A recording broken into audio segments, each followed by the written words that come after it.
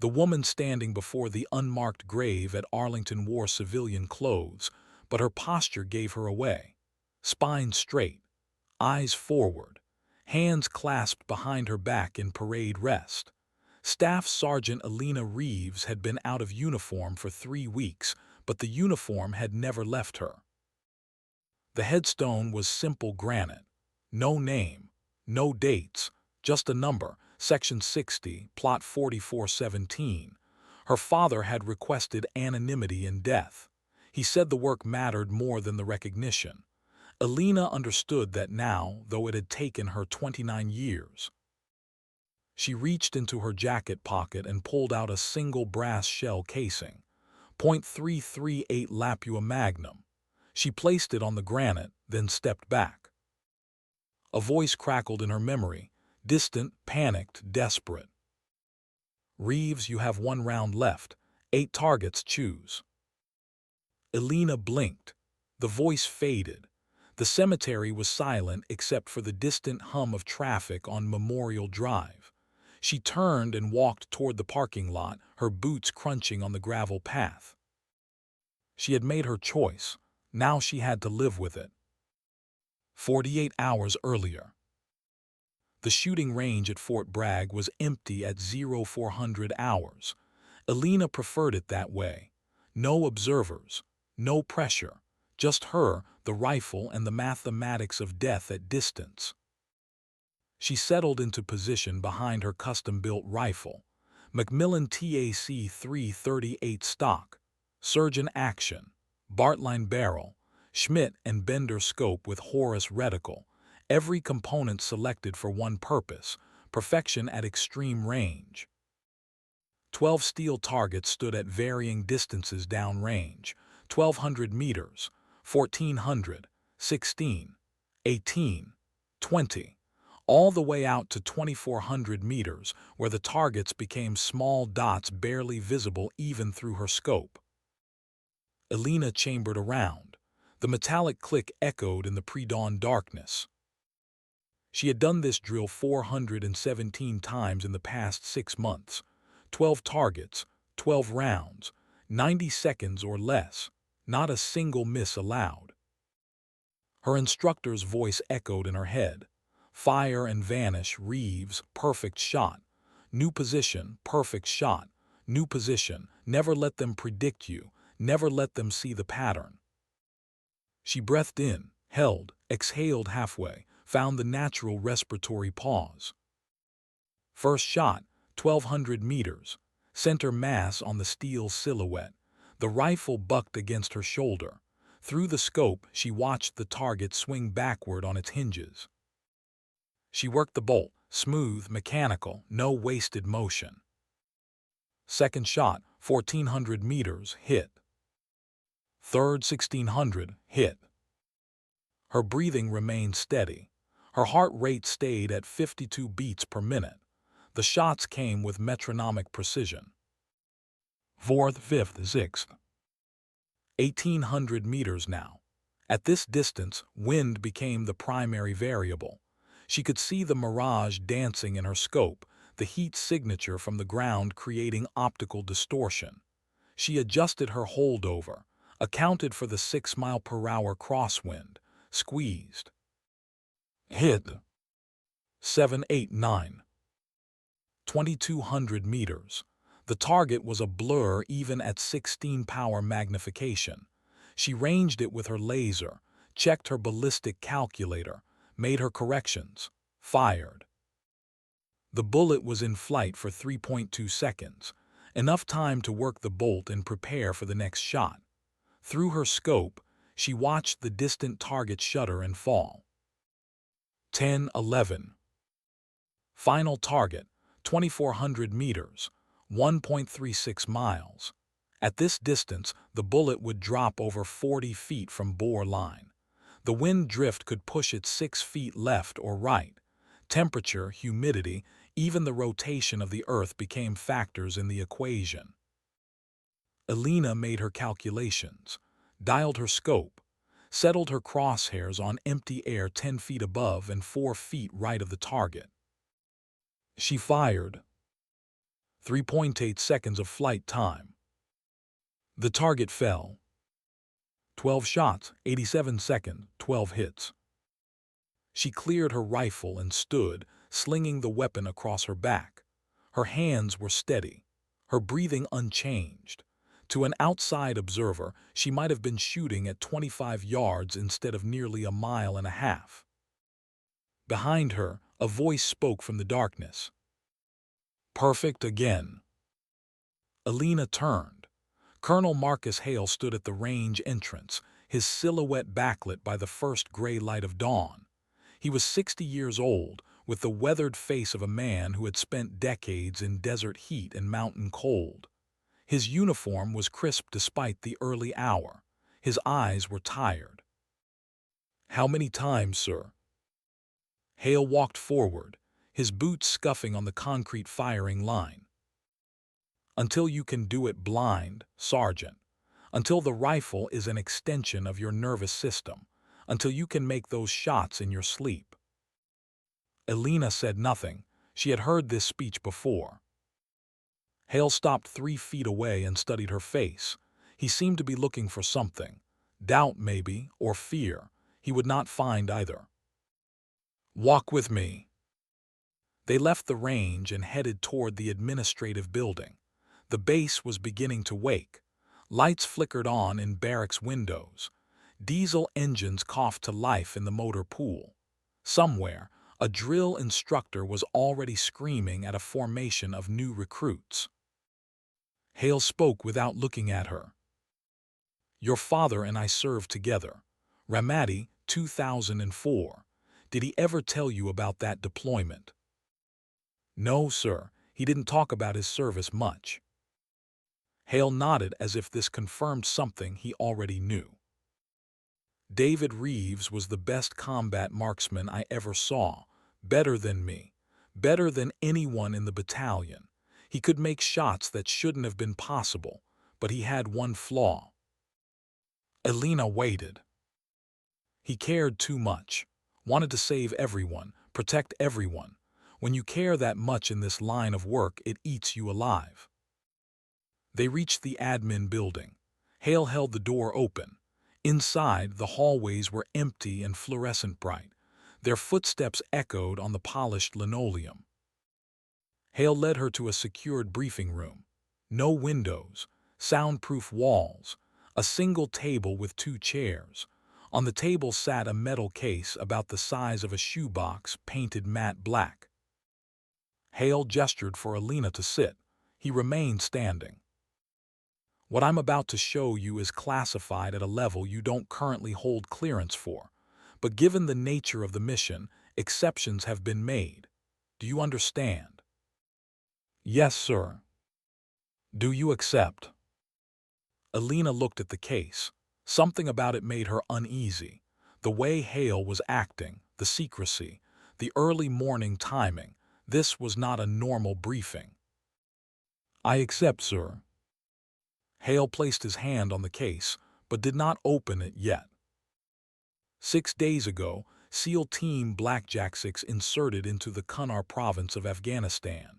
Their mission was to conduct reconnaissance on a high-value target compound near the Pakistani border. Simple in-and-out operation, but intelligence was bad. They walked into a hornet's nest. He paused. Blackjack 6 is 8 operators.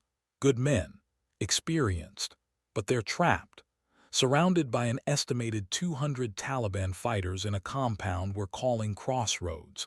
Air support is limited due to political restrictions. Ground reinforcement would take 48 hours to arrive and would likely result in significant casualties on both sides. Elena remained silent, waiting for the mission brief. Hale finally opened the case. Inside, nestled in foam padding, were 12 rifle cartridges. Each was a .338 Lapua Magnum, identical to the rounds Elena had just fired on the range. But these were different. The brass casings gleamed under the fluorescent lights. Each one had a serial number etched into the base in microscopic text. Hale lifted one cartridge, and held it up to the light. Custom load, 250 grain Sierra matchking bullet, tungsten core penetrator. These rounds can punch through 3 inches of hardened steel. They also contain embedded GPS microtransmitters. Every time you fire one of these, we'll know exactly where it impacts. Elena looked at the 12 rounds, then back at Hale. Sir, standard loadout for a mission of this type would be at least 100 rounds. Why 12? Hale set the cartridge back in the case. Because, Sergeant Reeves, this is not a standard mission. Your objective is to provide overwatch and precision fire support for Blackjack 6 for 48 hours until QRF arrives. You will do this with exactly 12 rounds. No more. No resupply. No exceptions. That's impossible, sir. Is it? Elena calculated rapidly. 12 rounds, 48 hours, approximately 200 enemies. Even with perfect shot placement, even assuming every round resulted in multiple casualties through secondary effects, the math did not work. Sir, with respect, I can't neutralize 200 targets with 12 bullets. Hale leaned forward, his hands flat on the table. You're not being asked to neutralize 200 targets, Sergeant. You're being asked to keep 8 men alive for 48 hours using 12 perfect shots. There's a difference. What happens if I need a 13th round? Hale's expression hardened. You won't. Your father once held a position for 6 hours with 11 rounds, 11 perfect shots, 11 dead enemies, 0 friendly casualties. He understood that limitation breeds perfection. Abundance breeds waste. This is a test. It was not a question. Hale heard it anyway. Everything is a test, Sergeant, but this one has real consequences. 8 men are counting on you. If you fail, they die. If you waste ammunition, they die. If you panic and empty that case in the first 3 hours, they die. And if I succeed, then you'll have proven that the name Reeves still means something in the special operations community. That you're not just David Reeves' daughter. That you earned your position through skill, not legacy. Elena looked at the 12 rounds again. They seemed to glow in the foam padding, each one a small cylinder of impossible responsibility. When do I insert? 2200 hours tonight. Halo jump into grid coordinates that will put you approximately 8 kilometers from Crossroads. You'll move to an overwatch position and establish contact with Blackjack 6's team leader, Lieutenant Cole Brennan. From that point forward, you are their guardian angel. Invisible, silent, perfect. Hale closed the case and slid it across the table to Elena. One more thing. You'll be operating under total communications blackout except for emergency traffic with Blackjack 6. No contact with this headquarters. No updates. No requests for guidance. You're on your own out there. Understood, sir. Hale straightened and moved toward the door, then stopped. Your father's last mission was supposed to be routine too. He had plenty of ammunition, plenty of support. But he chose to fight alone on that hilltop because he thought he could save everyone. He was wrong. The colonel's hand rested on the doorknob. Don't make his mistake, Sergeant. You can't save everyone, but with 12 perfect shots you might save 8. He left, the door clicked shut behind him.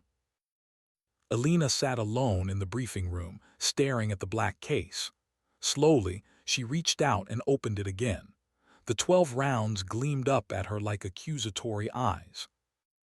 She picked up the first cartridge, the serial number read TR001. She rotated it in her fingers, feeling the weight, slightly heavier than standard ball ammunition. The GPS microtransmitter added 0.03 ounces. They would be tracking every shot, monitoring her performance in real time. judging whether David Reeves' daughter was worthy of the legacy. Elena placed the round back in its foam nest and closed the case. She had 16 hours until insertion. At 2100 hours, Elena stood in the open door of a C-130 Hercules aircraft at 25,000 feet above eastern Afghanistan. The night was absolute. No moon. No stars visible through the high-altitude clouds. The aircraft's interior was dimly lit by red tactical lighting. The jumpmaster gave her a thumbs up, 2 minutes. Elena checked her gear one final time. MC-4 ram air parachute. Oxygen system for the high-altitude jump. 60 pounds of equipment in her ruck. The TAC-338 rifle in a padded case strapped to her side. And the small black case containing 12 rounds of ammunition, secured in an inside pocket of her tactical vest, positioned over her heart. Her altimeter read 24,800 feet. Outside temperature, minus 40 degrees Fahrenheit. Winds aloft, 30 knots gusting to 40. The jumpmaster held up one finger, 1 minute. Elena moved to the edge of the ramp. Wind buffeted her body, trying to pull her into the void. She gripped the static line and waited. Green light. She stepped into darkness. The fall was peaceful for the first 3 seconds, silent, weightless. Then the wind hit her like a physical wall, tumbling her body end over end. She tucked into a stable arch position, spreading her arms and legs to control the spin. 15,000 feet. She checked her altimeter and GPS.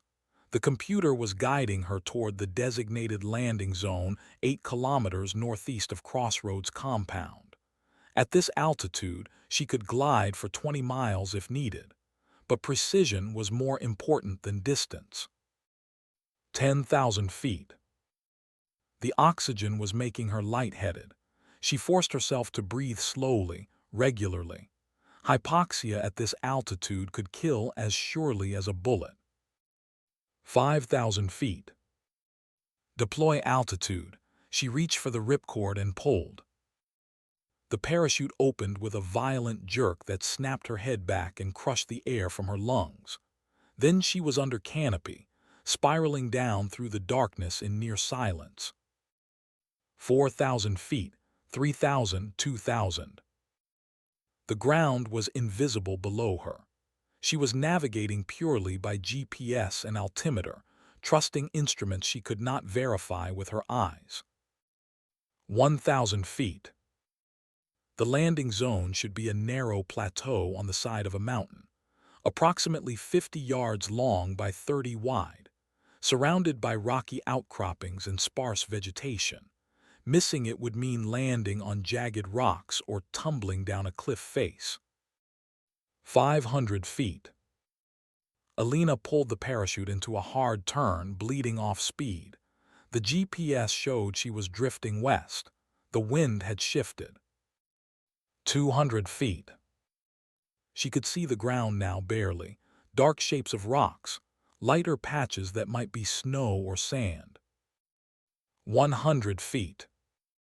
The wind gusted hard, pushing her east, too fast. She was going to overshoot the LZ. 50 feet. Elena made a split-second decision. She yanked hard on the left toggle, dumping air from half the canopy. The parachute spun violently and dropped like a stone. 20 feet, 10. She hit the ground hard, rolling with the impact. The parachute dragged her 10 feet before she could collapse it. She lay still for a moment, checking for injuries. Ankles intact, knees good, no sharp pain anywhere. She gathered the parachute and stuffed it into a crevice between 2 boulders, weighing it down with rocks. Then she assembled her rifle, loaded one of the precious 12 rounds into the chamber, and moved into the darkness. The grid coordinates for her overwatch position were 3 kilometers to the south. She had approximately 4 hours until dawn. Elena moved through the Afghan mountains like a ghost. Each step was carefully placed, each sound analyzed before she committed to movement. The terrain was brutal, loose scree that could slide underfoot, hidden crevasses, patches of ice that reflected starlight like mirrors. At 0300 hours, she reached the overwatch position. It was a natural rock formation at an elevation of 9,200 feet, overlooking a valley. In the distance, perhaps 2,000 meters away, she could see the faint lights of Crossroads compound.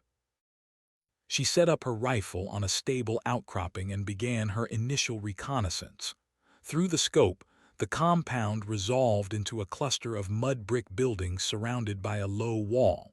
She could see movement, sentries walking the perimeter, vehicles parked in a courtyard, muzzle flashes from sporadic gunfire. And in the center of the compound, barely visible, she could make out the heat signatures of 8 men huddled behind a damaged wall. Blackjack 6. Elena ranged the compound, 2,140 meters, well within her capability. She pulled out her encrypted radio and keyed the transmit button. Blackjack 6, this is Overwatch 1. I have eyes on your position. How copy? Static, then a voice tight with stress. Overwatch 1, Blackjack 6 actual. We copy weak and broken. Identify yourself. Staff Sergeant Elena Reeves, independent sniper element. I'm your fire support for the next 48 hours. A pause, then a different voice, deeper, edged with suspicion. Fire support. We've been calling for support for 6 hours. Where the hell were you? Getting into position, Lieutenant. I'm here now. What's your situation? The voice belonged to Lieutenant Cole Brennan, team leader. Elena had read his file during the flight. 14 years in the Navy, 3 deployments, decorated for valor twice, also reprimanded twice for disobeying direct orders. A good operator with a bad attitude toward authority. Brennan's voice crackled over the radio. Situation is FUBAR, Overwatch. We're pinned in this compound by approximately 200 hostiles. We've got limited ammunition, 2 wounded, and 0 chance of breaking out without air support. Where's the goddamn air support? Negative on air support, Blackjack. Political restrictions. You've got me. 1 sniper against 200. Affirmative. Another pause, longer this time. When Brennan spoke again, his voice was colder. With all due respect, Overwatch, 1 sniper isn't going to save us. We need gunships. We need fast movers. We need a fucking miracle. Elena settled deeper into her shooting position, her eye to the scope. Miracles are outside my job description, Lieutenant, but I can give you precision. How many enemy positions are actively engaging you right now? 3, sniper team on the northern ridge, machine gun nest on the western wall, and a mortar crew somewhere to the east. We can't pinpoint the mortar. Stand by. Elena scanned the northern ridge through her scope, 2,300 meters. She could see movement behind rocks, 3 figures, one with a long rifle, the other spotting and providing security. She checked her ballistic computer. Wind 12 miles per hour from the northwest, temperature 48 degrees, humidity low, elevation differential 700 feet down. The shot was makeable, but it would cost her one of 12 rounds. Elena ranged the target precisely, 2,287 meters. Then she noticed something else. 30 meters behind the sniper team, barely visible in the pre-dawn darkness, was a cluster of wooden crates, ammunition, probably RPG warheads based on the size and spacing. She adjusted her aim point, ranged the crates, 2,263 meters. Elena made her calculations, dialed her scope, placed her crosshairs on the center crate with the proper holdover for extreme distance. She found her breathing cycle, heart rate steady, muscles relaxed, mind clear. Blackjack 6, you might want to get your heads down. Danger close on the northern ridge in 5 seconds. Brennan's voice came back skeptical. Overwatch, you're over 2,000 meters away. How is that danger close? Just trust me, Lieutenant. Elena fired. The rifle's recoil was significant at this range, but she rode it perfectly, staying in the scope to observe impact. The bullet was in flight for 3.6 seconds. Through her scope, she watched the round impact the wooden crate dead center. For a half-second, nothing happened. Then the crate exploded in a brilliant flash. The explosion triggered a chain reaction. The other crates detonated in sequence. RPG warheads cooked off, sending rockets spiraling in random directions. One hit the rock face behind the enemy sniper team. The overpressure from the multiple explosions threw all 3 men from their position like rag dolls. The northern ridge erupted in fire and smoke. Blackjack 6's radio came alive with shouting. "What the fuck was that?"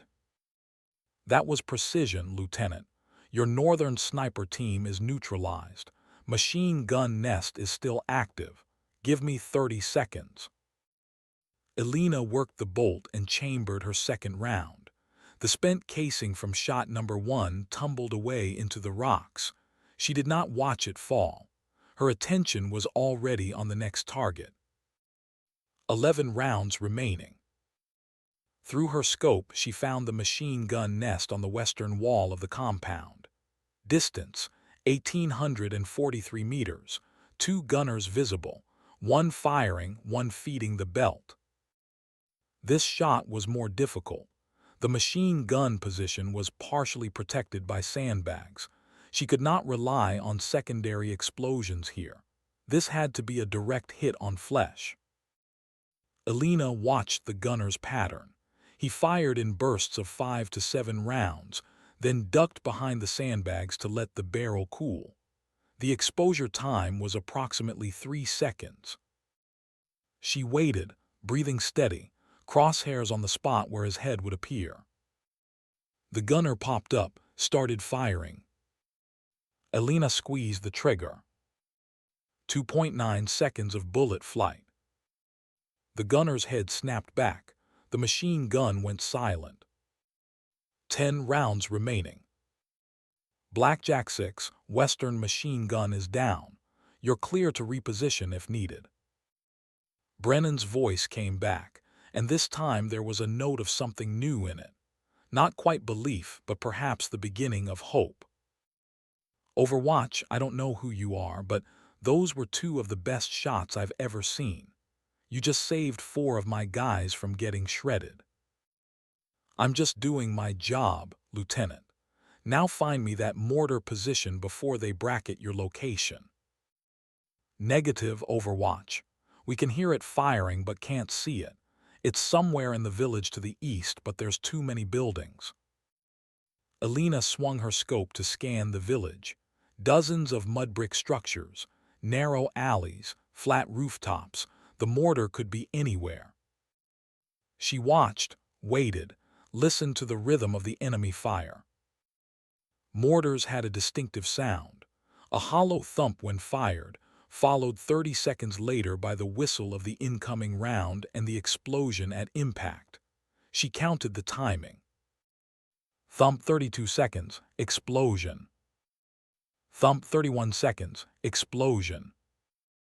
The mortar crew was firing at a steady rate, not moving between shots. That meant they were confident in their position, protected. Elena scanned rooftops. Most were empty or had only low walls for cover, but one building had a reinforced roof. Sandbags, extra protection. She watched that building. 15 seconds later she saw it, a brief flash, movement behind the sandbags, then the hollow thump of a mortar firing. Target acquired. Distance, 1,912 meters. The problem was she could not see the mortar crew clearly. They were behind protection. A direct shot would have to thread between sandbag gaps at nearly 2,000 meters. Possible, but not guaranteed. Elena scanned the surrounding area. 3 buildings away, she spotted a propane tank on a rooftop, common in Afghan villages, used for cooking and heating. She did the geometry in her head. The propane tank was 47 meters from the mortar position. If she could puncture it and ignite the gas, the explosion might not kill the mortar crew, but it would definitely make them abandon their position. She ranged the propane tank, 1,876 meters. Smaller target than the ammo crates, harder shot, but it would save a round if it worked. Elena adjusted her aim. The tank was cylindrical, perhaps 18 inches in diameter. At this distance, it was barely larger than a softball through her scope. She settled her crosshairs, compensated for wind and drop, exhaled. Fired. 3.1 seconds. The bullet struck the propane tank and punched clean through. For a moment, nothing happened. Elena could see gas venting from the hole, creating a white plume in the cold morning air. Then something inside the mortar position sparked. Maybe a hot gun barrel, maybe a careless cigarette. The gas ignited. The explosion was smaller than the RPG chain reaction, but it was right on top of the mortar crew. Through her scope, Elena saw 3 men stumble away from the roof, their clothes smoking. The mortar went silent. 9 rounds remaining. Blackjack 6, your mortar problem is solved. You should have a break in the incoming fire. Brennan's response was immediate. Confirmed, Overwatch. No more mortars. Jesus Christ, you just eliminated 3 separate firing positions without us even seeing you. Who the hell are you? Elena did not answer. She was scanning for new threats. The Taliban would not take these losses without responding. They would either pull back and regroup, or they would become more aggressive. Through her scope, she watched enemy fighters moving in the compound and surrounding buildings. They seemed confused, uncertain. 3 of their key positions had been destroyed by an invisible enemy. They did not know where the fire was coming from or how many American snipers were out there. Good, confusion was a tactical advantage. But then she noticed something that made her blood run cold. A group of enemy fighters was setting up a heavy machine gun in a new position, but this was not aimed at Blackjack 6's compound. This gun was aimed outward, toward the surrounding mountains, toward her general direction. They were hunting for her. Elena watched as the enemy fighters began systematically scanning the ridgelines with optics. They had not pinpointed her location yet, but they were searching. It was only a matter of time. She needed to relocate. The rule of sniping, fire and vanish. Never give them time to triangulate your position. But moving would cost her time, and time was a resource almost as precious as ammunition. Elena made her decision. She would fire 1 more shot from this position, make them think she was still here, then relocate while they wasted time and ammunition shooting at empty rocks. She scanned for a high-value target, something that would hurt them and make them angry enough to focus on her last known position instead of Blackjack 6. There, a man in different clothes, not the typical Afghan fighter garb, but something that looked almost like a uniform. He was gesturing, giving orders, a commander. Distance, 2,203 meters. Elena ranged him, checked the wind, made her adjustments. This was the longest shot she would attempt so far. Beyond 2,200 meters, the variables became exponentially more difficult to calculate. Wind drift alone could push the bullet 8 feet off course. But she had made longer shots on the range. This was just another target, just another equation. Elena placed her crosshairs on the commander's center mass, holding over to compensate for the extreme distance. Her breathing slowed to the point where she could hear her own heartbeat in her ears. 60 beats per minute, 58, 56. She found the pause between heartbeats. Fired. 4.1 seconds of flight time. Through her scope, Elena watched the commander's chest explode. He dropped instantly. 8 rounds remaining. The effect on the enemy was immediate. Fighters scattered, looking for cover. Some fired wildly into the mountains, spraying bullets at shadows. Others dragged their dead commander's body away from the open courtyard. And the heavy machine gun that had been searching for Elena opened fire on her last muzzle flash position, riddling the rocks with 50 caliber rounds. But Elena was already gone. She had grabbed her rifle and equipment and sprinted to a new position 50 meters south the instant after she fired. By the time the machine gun round started impacting, she was safely behind a different rock formation, watching the enemy waste ammunition on an empty firing point. She keyed her radio. "Blackjack 6, I'm relocating. You should have a window to improve your defensive positions. I'd recommend using it." Brennan responded immediately. "Overwatch, they just lit up your position with about 200 rounds of 50 cal. You okay?" "Affirmative. They're shooting at where I was, not where I am." A different voice came over the radio, older, rougher. "Overwatch, this is Blackjack 6 Chief. I've been doing this job for 16 years. That was some of the finest precision shooting I've ever witnessed. You're not just good. You're fucking scary good." Elena allowed herself the smallest smile. "Scary is what keeps you alive, Chief. Now fortify your position. You've got maybe 30 minutes before they regroup and come at you again." She found a new overwatch position and settled in. The sun was beginning to rise, painting the eastern sky in shades of orange and purple, beautiful, serene, completely at odds with the violence that had just occurred. Elena opened the black case and looked at the remaining 8 rounds. Each one gleamed in the early morning light, its GPS chip invisible to the naked eye but present nonetheless. Somewhere, back at Fort Bragg or maybe at SOCOM headquarters, analysts were watching a screen that showed exactly where each round had impacted. They were grading her performance in real time. 4 shots fired, 4 targets neutralized, 0 misses, 0 wasted rounds. But she had 46 hours remaining, and 8 rounds for whatever came next. The Taliban radio frequencies crackled to life. Elena had set her scanner to monitor their communications, though her Pashto was limited. But she did not need perfect translation to understand the tone. They were angry, reorganizing, planning something. Then she heard something that made her freeze.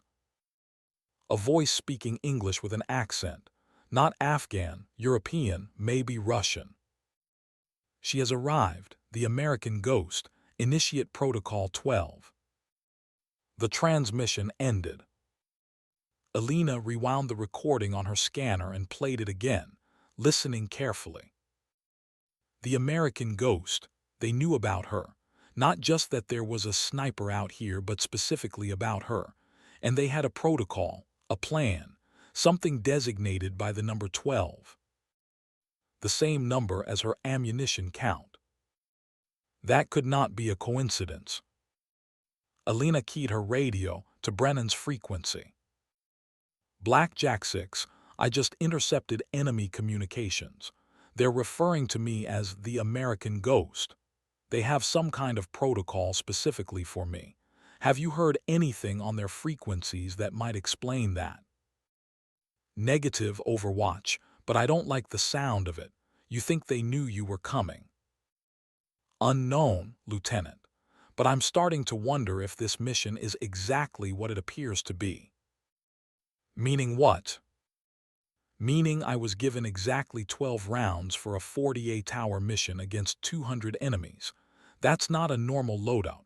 That's either a test or a setup. Maybe both. Brennan was quiet for a moment. When he spoke again, his voice was careful. Overwatch, I need to know something. Are you here to save us, or are we bait for something bigger? Elena considered the question. It was the right question, the smart question.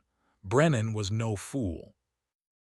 Honestly, Lieutenant, I don't know, but either way, my mission is to keep you alive for 48 hours.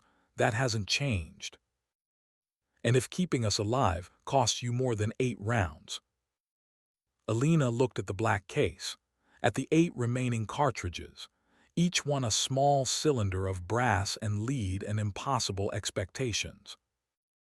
Then I'll make sure every round counts for more than one. She closed the case and returned to her scope. The valley was fully illuminated now by morning sun.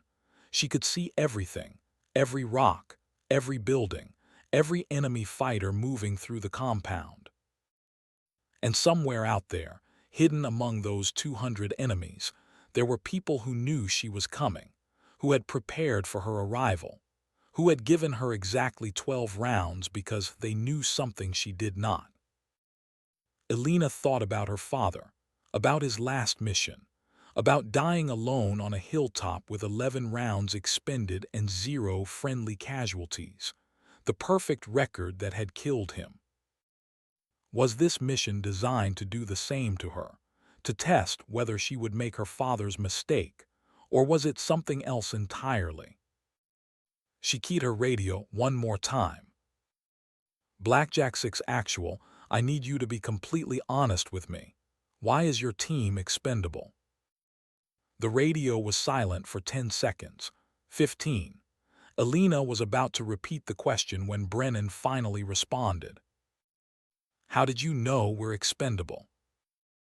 Because they sent one sniper with 12 rounds instead of a full rescue operation.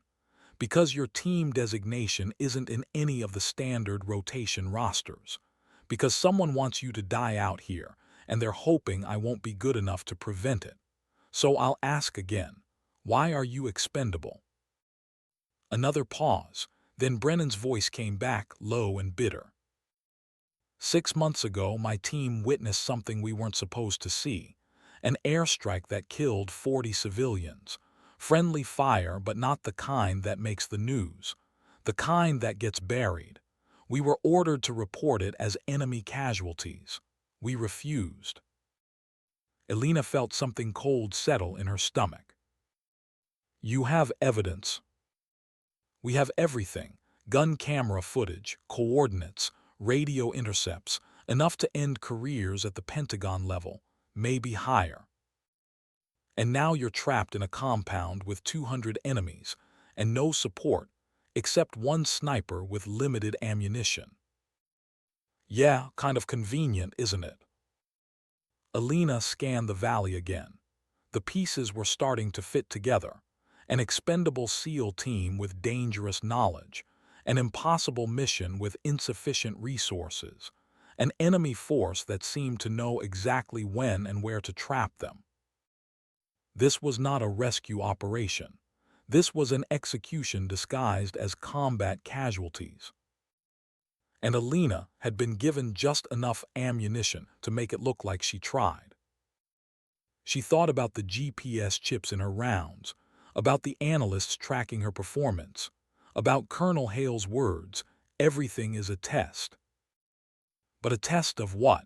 Her skill, her loyalty, her willingness to sacrifice 8 men to protect Pentagon careers. Elena made a decision. Blackjack 6, you're going to survive the next 48 hours, all 8 of you, and then you're going to go home and release that evidence. Understood? Overwatch, with all respect, I don't see how that's possible with your ammunition situation. Elena chambered a fresh round, number 5 out of 12. The metallic click echoed in the morning air. Lieutenant, I didn't say it would be easy. I said it would happen. There's a difference. She settled back into her scope and began calculating firing solutions for every enemy position she could see. Distance, wind, temperature, elevation. Each shot would have to be perfect. Each round would have to count for more than just one kill. 8 rounds remaining, 46 hours to go, 200 enemies, 8 men to protect. The mathematics were impossible, but Elena Reeves had never been very good at accepting limitations. Her father had died trying to prove he was not a quitter, fighting alone with 11 perfect shots. Elena would survive by making 8 perfect shots count for 12. She whispered to herself, so quietly that even the wind could not hear. They gave me 12 rounds because they thought it wasn't enough. They're about to learn what enough really means. In the valley below, the Taliban were regrouping, preparing for another assault on Blackjack 6's position. They had numbers, they had ammunition, they had time. But they did not have Elena Reeves. And that was going to make all the difference. The sun climbed higher over the Afghan valley, turning the rocks from gray to gold. Elena had been in position for 6 hours now. Her body was cramped.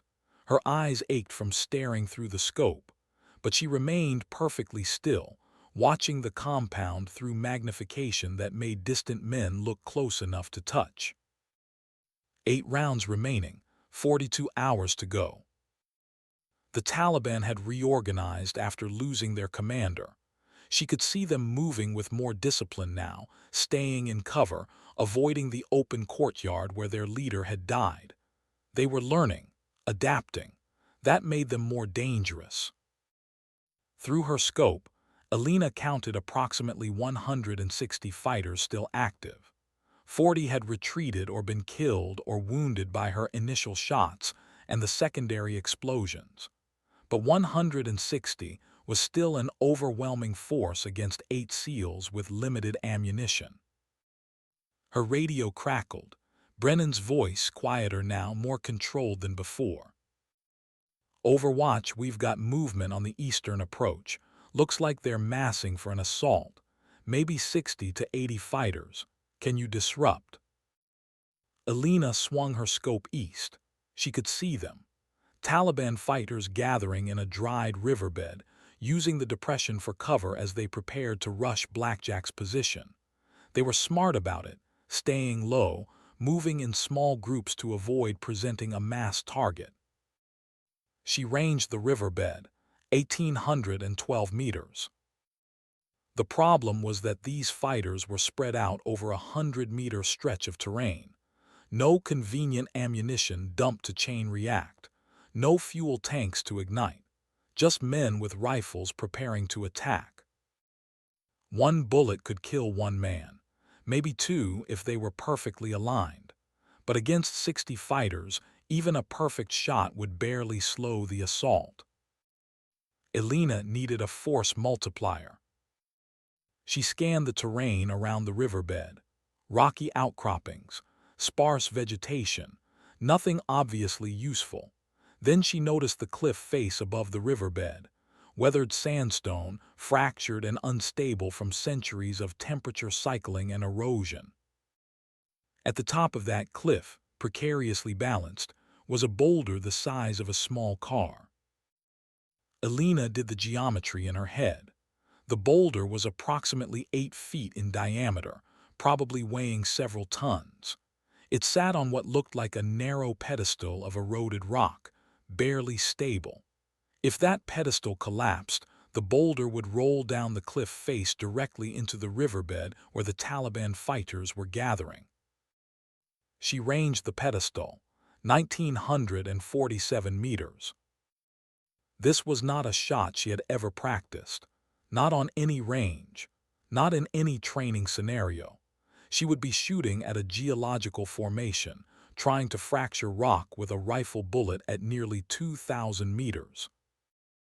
The tungsten penetrator rounds might do it, if she hit the exact point where the pedestal was weakest, if the rock fractured the right way, if physics cooperated with desperation. A lot of ifs. Elena made her calculations. Wind was steady at 10 miles per hour from the west. Temperature had risen to 62 degrees. The upward angle to the target would affect bullet drop. She adjusted her scope, placed her crosshairs on a visible crack in the pedestal, a thin dark line where the rock had already begun to separate. Blackjack 6, I'm attempting an unconventional solution to your eastern approach problem. When I fire, be ready to engage any survivors with precision fire. Conserve ammunition. Brennan responded. Overwatch, what kind of unconventional are we talking about? The kind that either saves a lot of rounds or wastes one. Stand by. Elena settled into her shooting position. This shot required absolute precision. The target was small, perhaps 6 inches wide at the crack point. At nearly 2,000 meters, that was like trying to hit a soda can at over a mile. She controlled her breathing, found the pause squeezed. The rifle bucked, 3.4 seconds of flight time. Through her scope, Elena watched the bullet impact the pedestal exactly on the crack line. For a moment, nothing happened. She thought she had failed. Then she saw it. A spiderweb of fractures radiating out from the impact point. The crack widened, deepened. The pedestal gave way. The boulder teetered for a half second, then toppled forward. It hit the cliff face and began to roll, picking up speed, dislodging smaller rocks as it fell. Within seconds, it had become an avalanche. Tons of stone cascading down the cliff directly into the riverbed. Taliban fighters scattered, but the riverbed was narrow. There was nowhere to run. The avalanche hit them like the fist of God. Dust exploded upward, obscuring everything for 30 seconds. When the dust cleared, the riverbed was choked with rubble. Elena could see bodies, some moving, trying to crawl free, others still. The eastern assault had been shattered before it began. 7 rounds remaining. Brennan's voice came over the radio, filled with something between awe and disbelief. Overwatch, did you just cause a fucking rockslide with 1 bullet? Affirmative, Blackjack. Eastern approach is blocked. They'll need at least an hour to regroup. How in the hell did you even think of that? I was trained to see the battlefield as a series of connected systems, Lieutenant. Sometimes the best target isn't a person, it's the ground they're standing on. Elena scanned for new threats. The Taliban were definitely more cautious now. They had lost their commander, their prepared positions, and just watched an entire assault element get buried by a rockslide. They were starting to fear the invisible sniper who could reach out and kill from distances they could not comprehend. Good, fear made people careful. Careful people made mistakes. But fear also made people angry, and angry people did unpredictable things. She heard it before she saw it, a sharp crack in the air, followed by the distinctive snap of a bullet passing close, very close. The round impacted a rock 10 feet to her left, spraying stone fragments. Elena did not move. Moving would give away her exact position. Instead, she scanned methodically, looking for the shooter. There, on a ridge to the northwest, distance approximately 1,600 meters, a lone figure behind a rifle, scope glint visible. Counter-sniper. This was the threat she had been expecting since the mission began. The Taliban often hired professional snipers from Chechnya or other conflict zones, men who understood long-range shooting, men who could hunt her the way she hunted their fighters. The counter-sniper fired again. This round came closer, impacting 8 feet away. He was walking his shots toward her position, using the rock impacts to bracket her location. Elena had seconds to make a decision. She could relocate again, but that would cost her time and possibly her overwatch angle on Blackjack's position. Or she could engage the counter-sniper directly, but that would cost her another precious round. 7 rounds for 41 hours. Did she use one now to eliminate a threat or save it for later? The counter-sniper fired a third time. This round hit 4 feet away. He was closing in. Elena made her choice. She ranged him, 1,634 meters. Not an extreme shot by her standards, but complicated by the fact that he was also prone, behind cover, presenting a minimal target. She would have one chance. If she missed, he would see her muzzle flash and know exactly where she was. The next shot would be his, and it would not miss. Elena placed her crosshairs on the small portion of the counter-sniper's head that was visible behind his scope, perhaps 4 inches of target. At 1,600 meters, that required absolute precision. She controlled her breathing. The counter-sniper was probably doing the same, preparing his next shot. They were both in the pause between heartbeats, both calculating the same deadly mathematics. Elena fired first. 2.8 seconds. Through her scope, she saw the counter-sniper's head snap back. His rifle clattered down the rocks. His body went limp. 6 rounds remaining. She had no time to feel relief or regret. The muzzle flash from her shot had just advertised her position to every fighter in the valley. She had perhaps 30 seconds before incoming. Fire turned her location into a beaten zone. Elena grabbed her rifle and equipment and sprinted to a new position, staying low, using terrain for cover. Behind her, she heard the roar of multiple weapons opening fire on her last location. Bullets chewed through the rocks where she had been lying moments before. She found a new hide 70 meters south, wedged herself between 2 boulders and set up her rifle again. Her heart was pounding now, adrenaline singing through her veins. This was the closest she had come to being killed so far. The radio crackled. A new voice, not Brennan, older, rougher, the SEAL chief she had spoken to earlier. Overwatch, this is Blackjack 6 Chief. That counter-sniper almost had you. You okay? Affirmative, Chief. He came close, not close enough. I've been doing this job 16 years. Seen a lot of snipers. Never seen anyone shoot like you. Where'd you train? Elena kept scanning through her scope, looking for new threats. Classified, Chief. But I can tell you it involved a lot of rocks, a lot of wind, and a lot of people telling me it was impossible. Sounds like good training. Listen, I need to ask you something, off the record. Go ahead. Brennan told us about your ammunition situation. 12 rounds. You fired 6. That leaves you 6 bullets for the next 41 hours. Even with your skill level, I don't see how the math works. Level with me. Can you actually keep us alive that long? Elena considered lying, offering false reassurance, but these were professional operators. They deserved the truth. Honestly, Chief, if they keep coming at you the way they have been, no, 6 rounds won't be enough. I can slow them. I can disrupt them. I can make them afraid.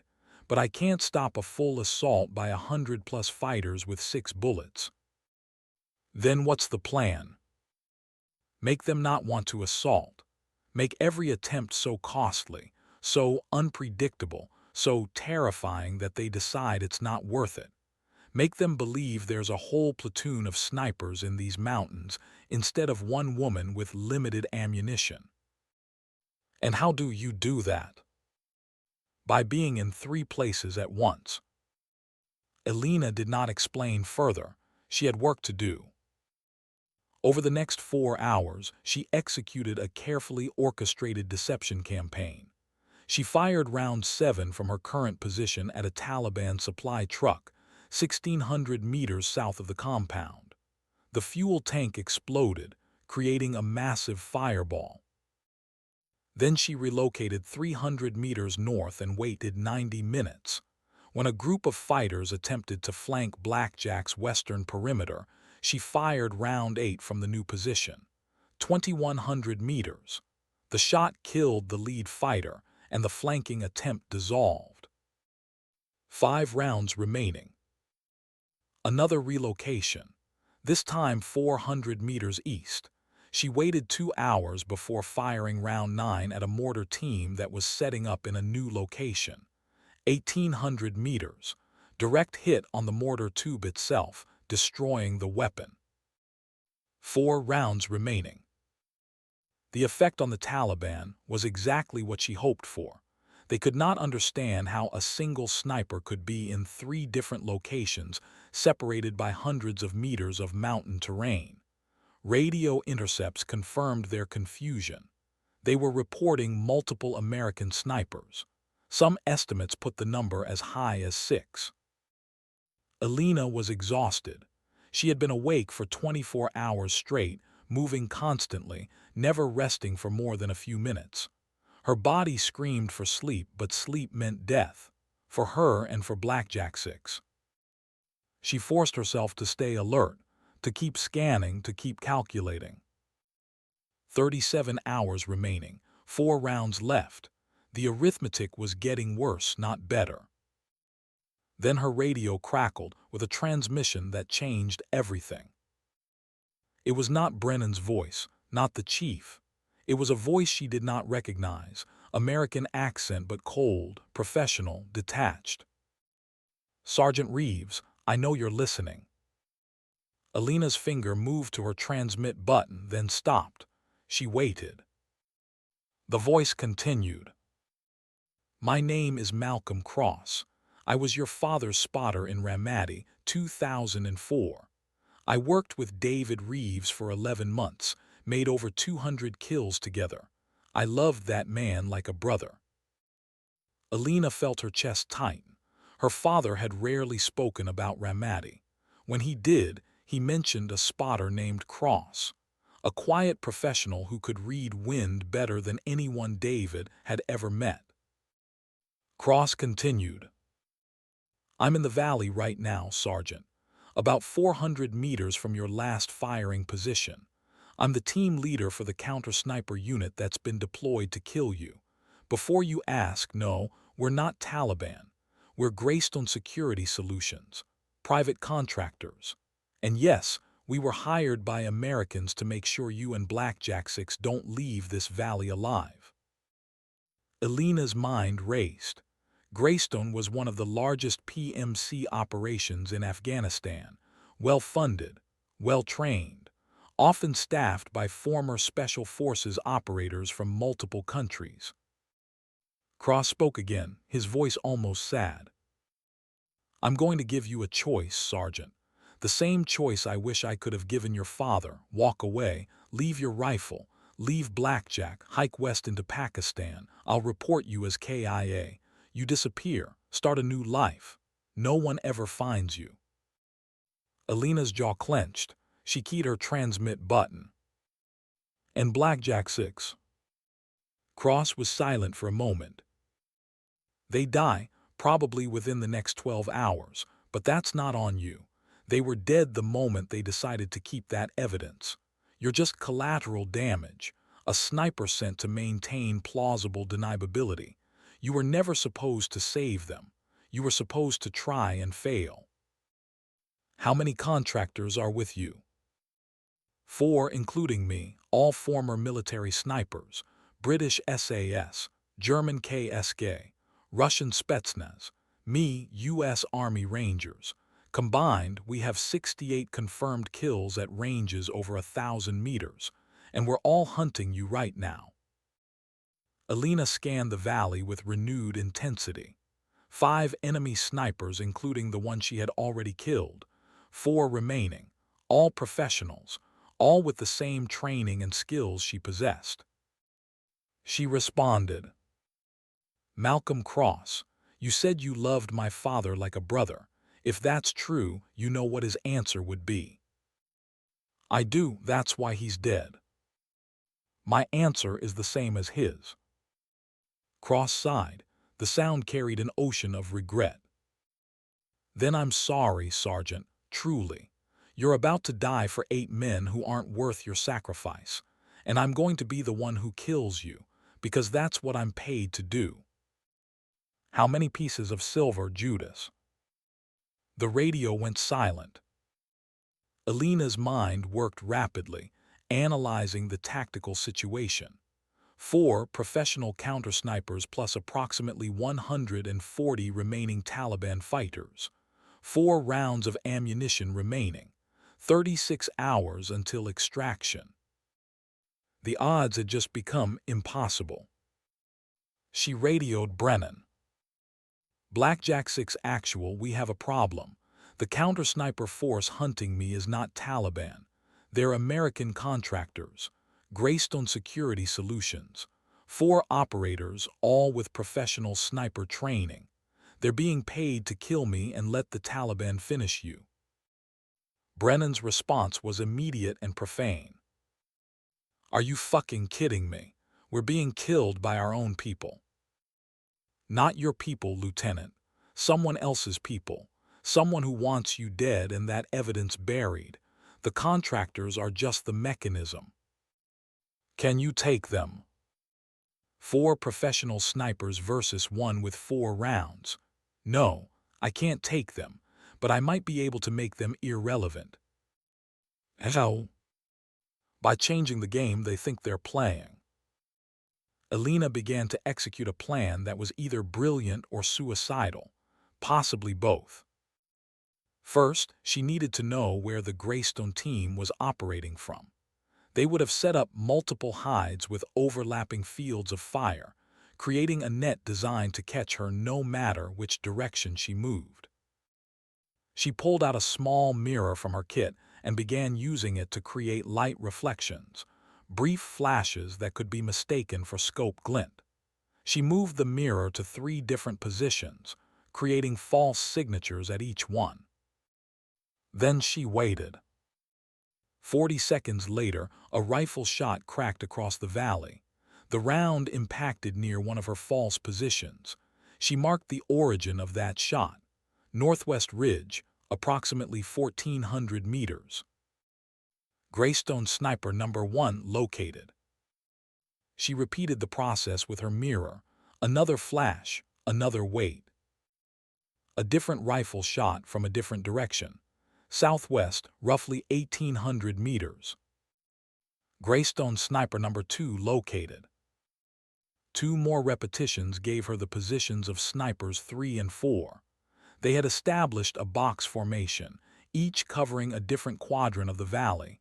Professional setup, difficult to evade. But there was a gap. There always was. The snipers could not cover every meter of terrain simultaneously. There would be dead zones where their fields of fire did not overlap. Elena studied the map on her GPS unit, correlating it with what she could see. There, a narrow ravine running north from her current position. It would be invisible from 3 of the 4 sniper positions. Only Sniper Number 2 to the southwest would have partial visibility into that ravine. She made her decision. Elena shouldered her rifle and began moving toward the ravine, staying low, using every scrap of cover. She moved slowly, patiently. A sniper's movement, 3 feet. Pause, scan. 3 more feet. Pause, scan.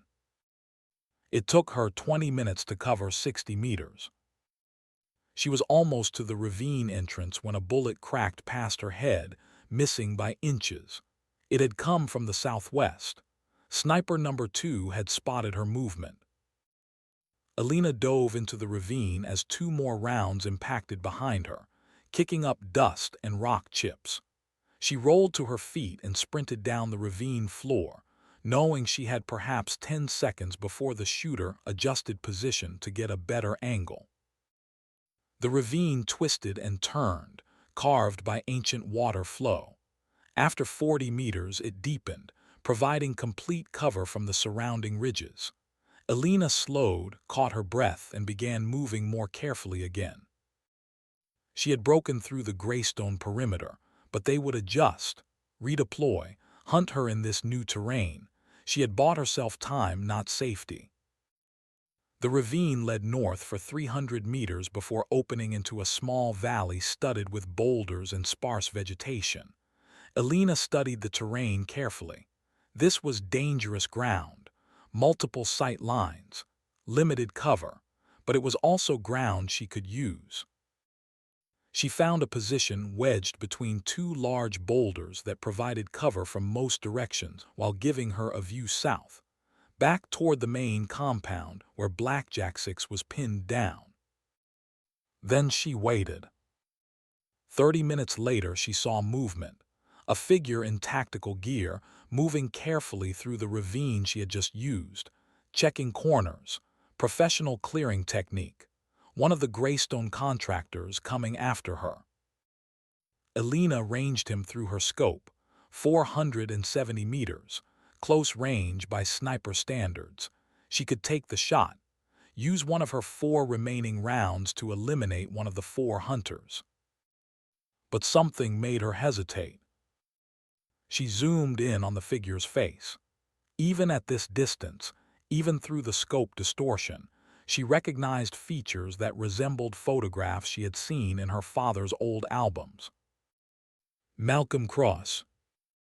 He was hunting her personally, not sending his team, doing it himself. That told Elena something important. Cross felt obligated. He was trying to fulfill a contract, but he was doing it personally because he had respected her father. That created an opportunity. Elena did not fire. Instead, she picked up a fist-sized rock and threw it hard to her right, letting it clatter down a slope 40 meters away. Cross reacted instantly, dropping into cover, rifle up, scanning the direction of the sound. Elena keyed her radio.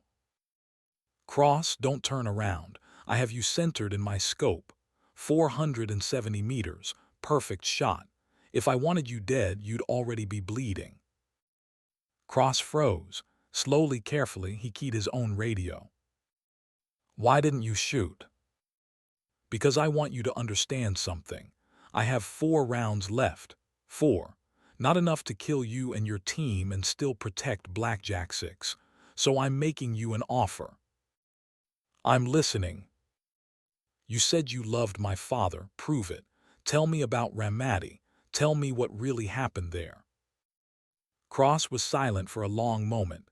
When he spoke, his voice had changed. Less professional, more human. "Your father saved my life in Ramadi. We were pinned by insurgent snipers, 6 of us, including a colonel named Marcus Hale. We were out of ammunition, out of options. Your father had 1 bullet left. 1, he could have used it to fight, probably would have died. Instead, he surrendered the position, saved all 6 of us, but it haunted him for the rest of his life. He felt like he quit, like he broke some code." Elena felt something shift in her chest. Colonel Hale, the man who had briefed her for this mission, the man who had given her 12 rounds and told her about her father's perfection. "Hale was there, in Ramadi, when my father surrendered." "Yes, and he's the one who recruited me for this operation. Told me I'd be protecting American interests. Didn't mention those interests involved killing David Reeves' daughter." Elena's world tilted. The pieces were falling into place now, forming a picture she did not want to see. "Hale set this up. The 12 rounds, the impossible mission. He's testing whether I'll make the same choice my father made, surrender or die fighting." Cross responded quietly. "Or he's punishing you for being David's daughter, for representing everything he regretted about that day in Ramadi. I don't know, but I know this, Sergeant. You're in an impossible situation, and I'm being paid a lot of money to make sure you don't get out of it." "How much?" $200,000, plus expenses." Elena felt cold rage building in her core. "Malcolm Cross, you have 3 seconds to get out of my sight line before I put a tungsten penetrator through your spine. You owe my father that much." "And then what, Sergeant? I leave, but my team stays. They'll still kill you. And even if you somehow survive them, you've still got 4 rounds for 34 hours. The math doesn't work. Watch me make it work. Elena adjusted her aim slightly and fired, not at Cross, at a rock formation 2 feet to his left. The bullet struck and shattered, spraying fragments across his position. A warning shot, a demonstration. 3 rounds remaining. Cross scrambled out of the ravine, moving fast. Elena watched him disappear into the terrain, then relocated again, moving to a new position before his teammates could triangulate her shot. She was down to 3 rounds now, 3 small cylinders of brass and lead between 8 SEALs and death. And she had just confirmed that this mission was personal. Hale was using her to settle some old account with her father. The SEALs were just collateral. She was the real target. Elena radioed Brennan again. Blackjack 6 Actual, I need to know something. When you were ordered to report those civilian casualties as enemy KIA, who gave that order? Brennan hesitated before responding. It came down from Theater Command, signed by a colonel. Name was Hale, Marcus Hale. Elena closed her eyes. There it was, the complete picture. Hale had ordered the cover-up. Blackjack 6 had refused. Now they had evidence that could destroy Hale's career and possibly land him in prison. So he had created this mission, sent Elena with insufficient ammunition to maintain plausible deniability, hired Greystone contractors to ensure failure, and framed it all as a test of her worthiness to carry her father's legacy. It was elegant in its cruelty. Lieutenant, I need you to understand something. This mission was designed for us to fail. Colonel Hale is the one who ordered the cover-up you witnessed. He's eliminating witnesses and using me as the mechanism. Brennan's voice came back hard and angry. So what do? We survive anyway. We get you out of here alive with that evidence, and we make sure Hale faces justice, all of it. With 3 bullets. With 3 perfect bullets. Over the next 6 hours, Elena executed the most difficult shooting of her life. Not because of the distances or the conditions, but because she had to make every single round count for far more than 1 kill. At hour 28, a Taliban assault began from the north. 60 fighters, emboldened by the long pause in American sniper fire. They massed in a wadi, preparing to charge Blackjack's position. Elena could not kill 60 men with 3 bullets, but she could kill their courage. She ranged the center of the formation, 1,900 meters. Then she looked for the leader. There was always a leader, someone braver or more foolish than the others, someone the fighters would follow. She found him, a tall man with a distinctive red scarf, gesturing, rallying the fighters. Elena fired round 10. 3 rounds remaining. The bullet covered the distance in 3.3 seconds. It hit the leader in the center of mass, and he dropped like a puppet with cut strings.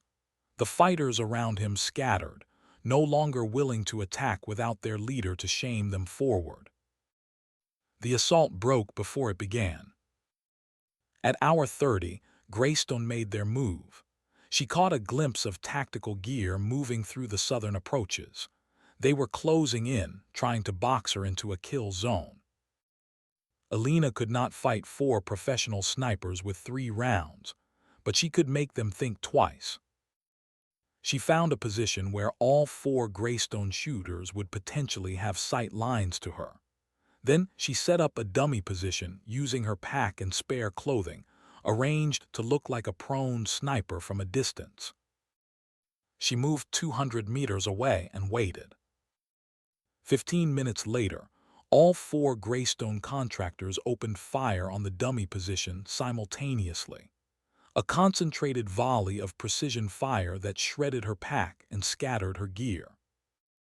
In that moment, when all four were focused on the dummy, Elena marked their exact positions: northwest ridge, southwest hilltop, eastern boulder field, southern tree line. Now she knew exactly where they all were. She keyed her radio. "Cross, you just wasted a lot of ammunition on a backpack. Want to know where I really am?" No response, but she knew he heard. At hour 32, disaster struck. A Taliban mortar round landed inside Blackjack's compound. Not a direct hit on personnel, but close enough. Brennan came over the radio, voice strained. "Overwatch, we've got 2 men down. Mortar fragments. 1 critical, 1 serious. We need medevac now." "Negative, Blackjack. Medevac is 16 hours away. You have to hold. One of my guys is bleeding out. We've done what we can, but he needs a surgeon." Elena felt the weight of those words. A man dying. A clock ticking faster than the mission clock. And she had 3 rounds left with no way to stop mortar fire that she could not see to shoot. She made a decision that violated every tactical principle she knew. "Blackjack 6, I'm coming to you." Brennan responded immediately. "Negative, Overwatch. You're our only advantage. If you move from Overwatch position, we lose our cover." "Your man is dying, Lieutenant. I'm a combat medic, cross-trained. If I can get to him, I might be able to stabilize him until extraction." "You'll be exposed crossing 2,000 meters of open terrain with Greystone and Taliban both hunting you. That's suicide." "Probably, but it's also the only option that saves him. I'm moving in 5 minutes. Mark your perimeter so your guys don't shoot me." Elena strapped her rifle across her back and began the most dangerous movement of her life. She could not go direct. That would expose her to too many sight lines. Instead, she planned a route that used every wadi, every boulder, every scrap of terrain that could hide her from the multiple enemies searching for her. The first kilometer took her 40 minutes. Slow, methodical, terrifying. Every second she expected the crack of a rifle, the impact of a bullet she would never hear coming. At the halfway point, she heard Cross on the radio. "Sergeant Reeves, I see your tracks. I know what you're doing. You're walking into a kill box." Elena did not respond. She kept moving. The second kilometer was worse. The terrain flattened out, providing less cover. She had to cross 200 meters of relatively open ground to reach Blackjack's perimeter. She waited until dusk. In the fading light, she would be harder to see. Not invisible, but harder. Elena took a deep breath and ran. She covered 50 meters before the first shot cracked past her. Greystone. She dove behind a rock as 2 more rounds impacted close, kept moving. Another sprint. Another dive. Taliban fighters saw her now and opened fire. AK-47 rounds chewed through the dirt around her. She rolled left, came up running, zigzagging to spoil their aim. 100 meters to go. A bullet creased her left shoulder, burning through her uniform and drawing blood but not penetrating deeply. She stumbled but kept running. 50 meters. Blackjack 6 opened fire from the compound, providing suppression. Their bullets kept the Taliban down long enough for Elena to cover the final distance. She dove through a gap in the compound wall and rolled into cover, breathing hard, blood running down her arm from the shoulder wound. Brennan was there, pulling her deeper into cover. "You crazy bitch, you actually made it. Where's your wounded man?" The SEAL chief led her to a sheltered corner where 2 operators lay. One had a tourniquet on his leg, conscious but pale.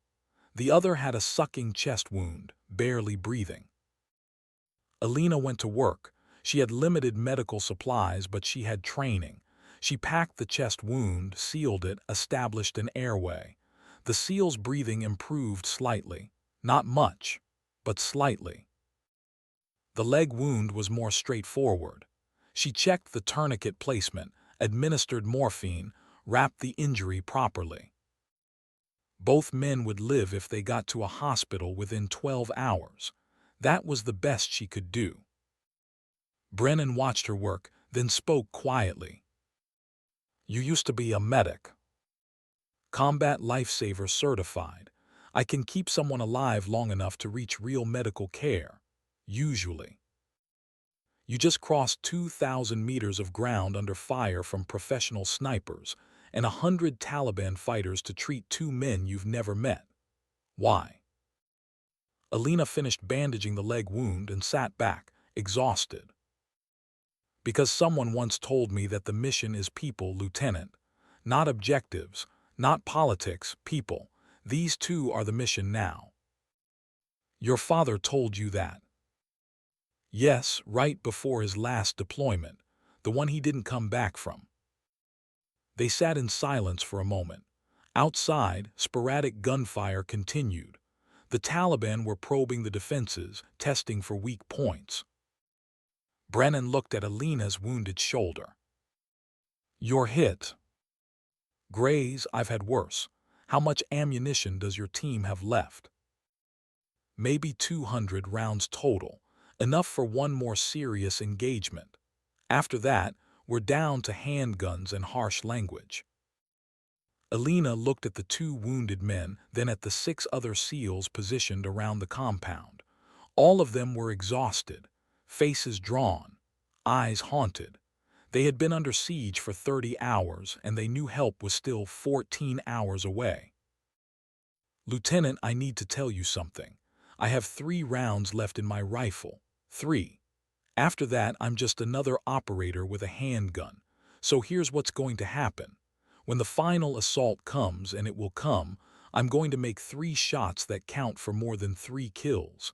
But after that, I'll be fighting alongside you down here instead of from Overwatch."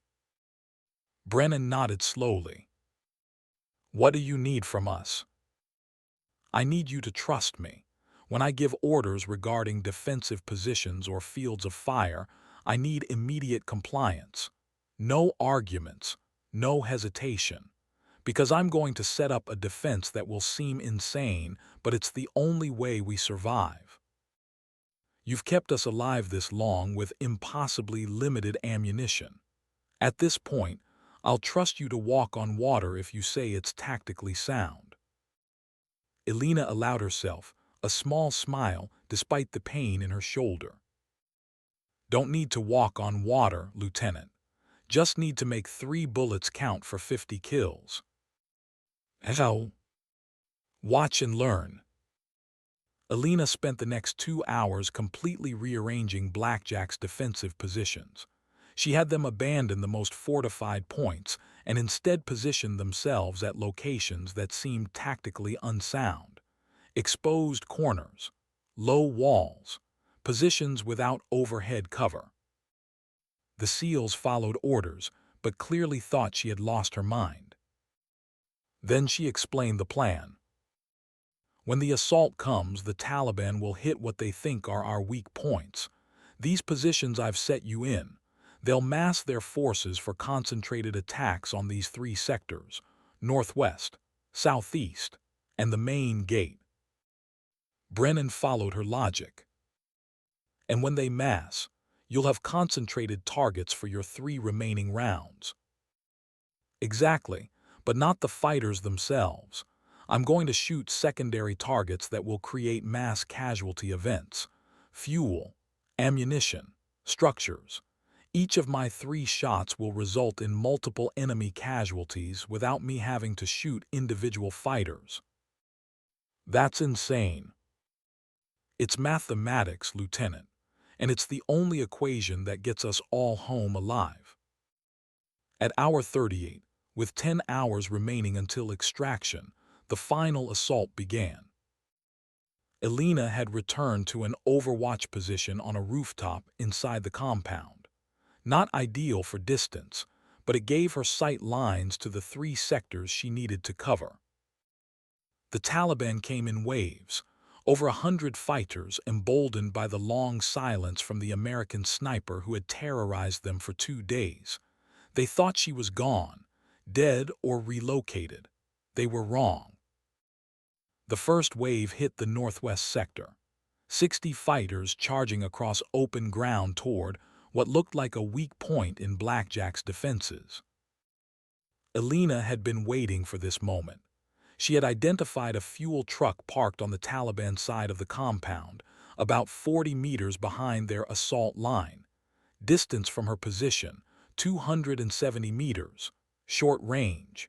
Easy shot under normal circumstances. But she had to time it perfectly.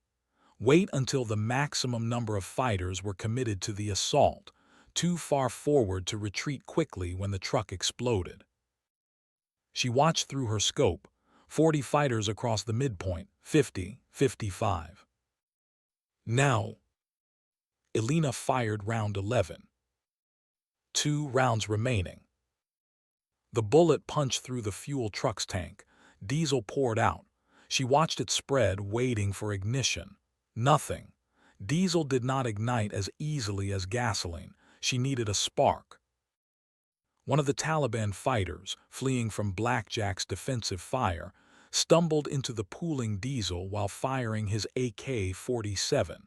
Hot brass ejected from his rifle. One piece landed in the diesel pool. The fuel ignited. The explosion was massive. The truck became a fireball that engulfed 20 fighters instantly. Others, burning, ran in panic, spreading fire to structures and equipment. The northwest assault collapsed into chaos. The southeast assault came next. 40 fighters, moving more cautiously after seeing their comrades burn. But they were committed now. Too far into the assault to withdraw without taking heavy casualties from Blackjack's defensive fire. Elena had identified an ammunition cache in a building on the southeast approach. Old Russian munitions, rockets, grenades, mortar rounds, all packed together in criminal disregard for safety protocols. Distance, 312 meters. She fired round 12 into the building's window. 1 round remaining. For 3 seconds, nothing happened. Then the building exploded like a volcano. Secondary explosions cooked off, sending munitions flying in every direction.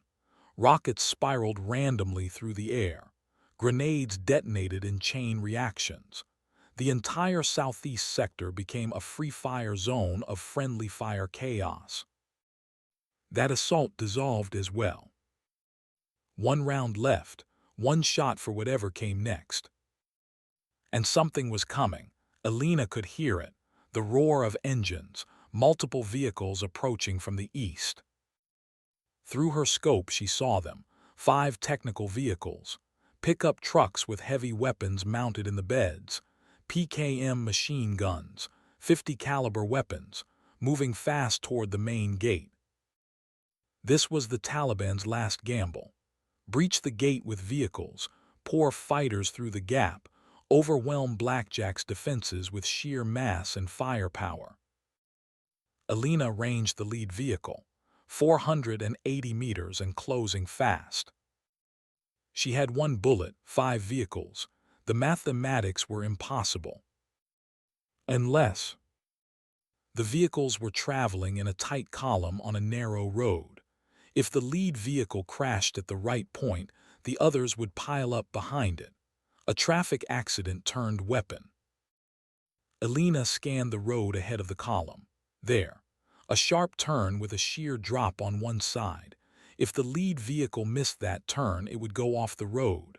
The others would have to slow, stop, navigate around the wreck. But shooting the driver would not guarantee the vehicle missed the turn. It might crash, might not. Too much uncertainty. She needed a guaranteed crash. Elena adjusted her aim point, not the driver, the front left tire. If it blew at high speed, the vehicle would swerve left, directly toward the drop. The lead truck was 300 meters out now, 250, 200. Elena led the target, accounting for vehicle speed and direction, placed her crosshairs on the spinning front tire, fired her last round. The tire exploded. The vehicle swerved hard left, exactly as she predicted. The driver overcorrected. The truck went off the road and tumbled down the embankment, rolling 3 times before coming to rest on its side. The second vehicle swerved to avoid the wreck and crashed into a rock wall. The third and fourth vehicles stopped, blocked by the wreckage. Fighters spilled out, but they were disorganized now, exposed without the protection of their vehicles.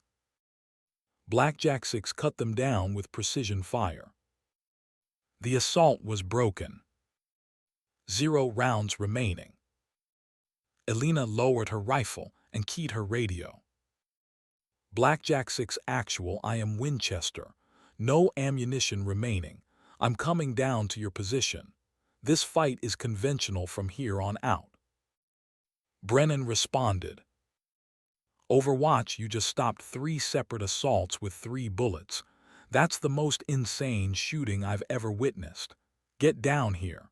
We'll hold together. Elena descended from the rooftop and joined the SEALs at ground level. Her rifle was now just an expensive club.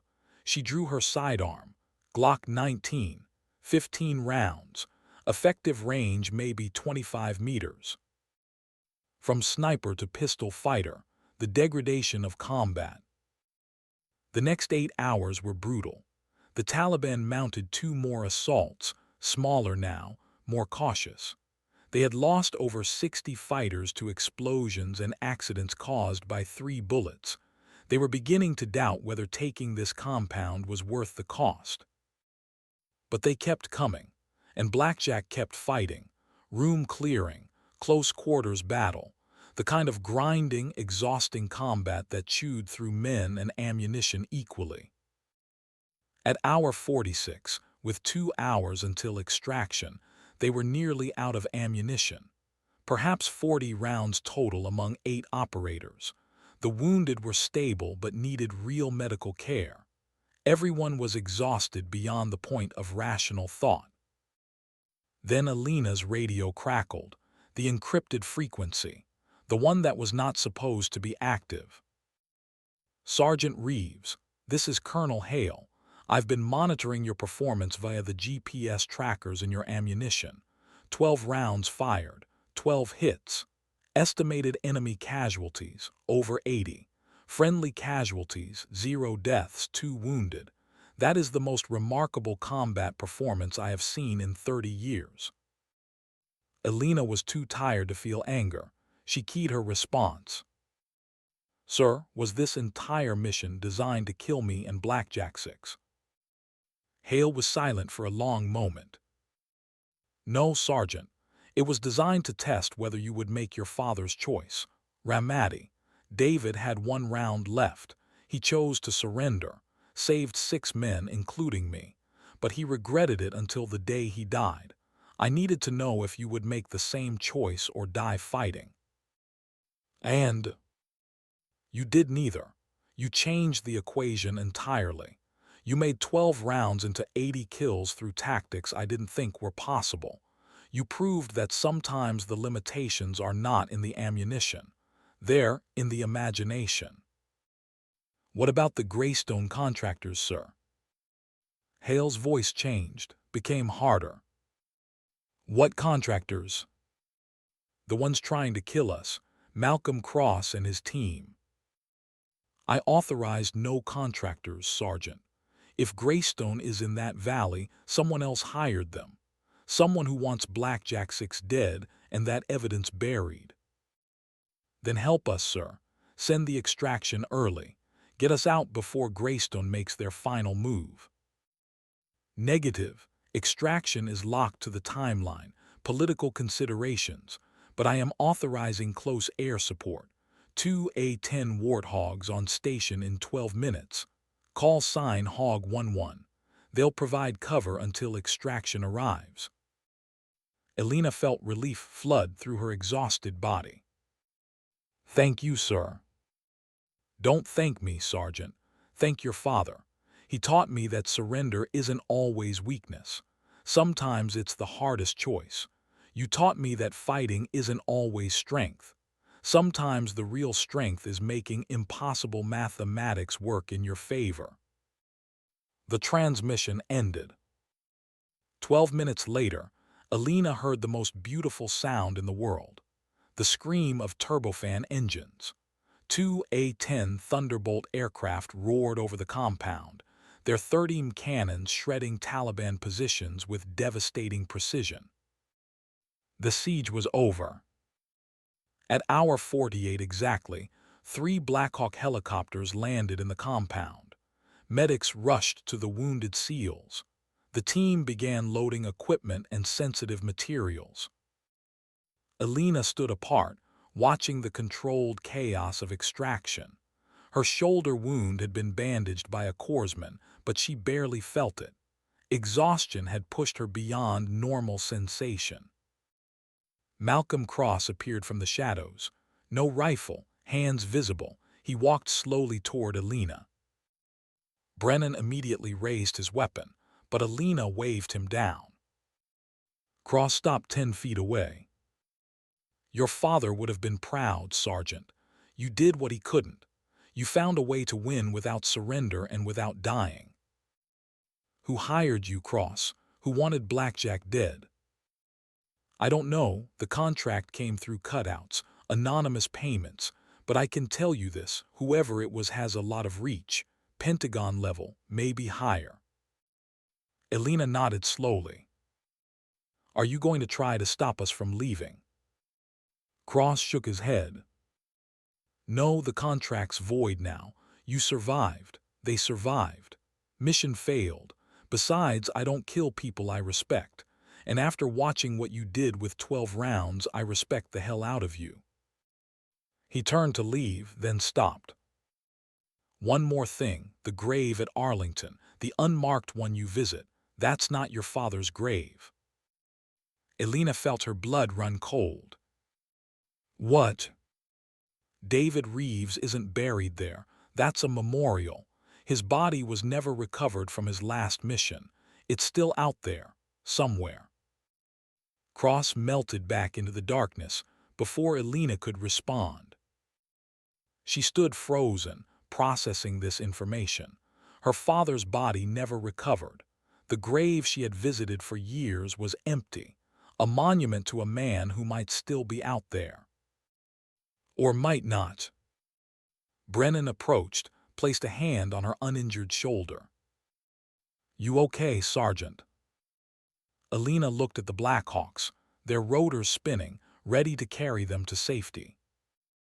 "Ask me that in about a week, Lieutenant. Right now, I'm just trying to remember how to feel anything other than tired." They boarded the helicopters. As they lifted off, Elena looked down at the compound that had been her battlefield for 48 hours. Smoke rose from burning vehicles. Bodies lay scattered across the approaches. The mathematics of violence calculated in brass and blood. 12 rounds, 48 hours, 8 men saved. The equation had worked, but the cost would be calculated later, in quiet moments, in dreams that would not let her rest. For now, she was alive. They were all alive.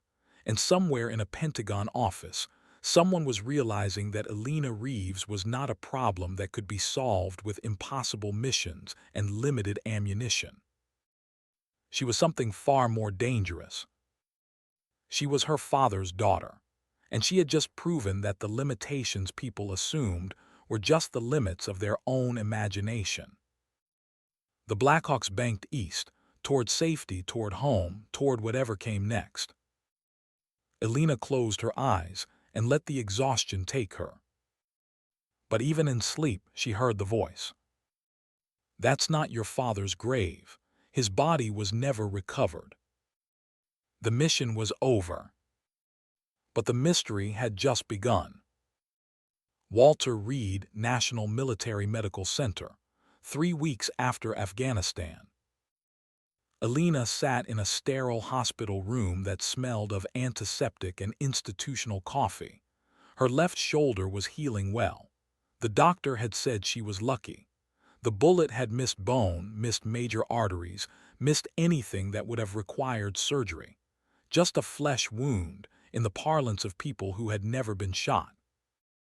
She did not feel lucky. The door opened.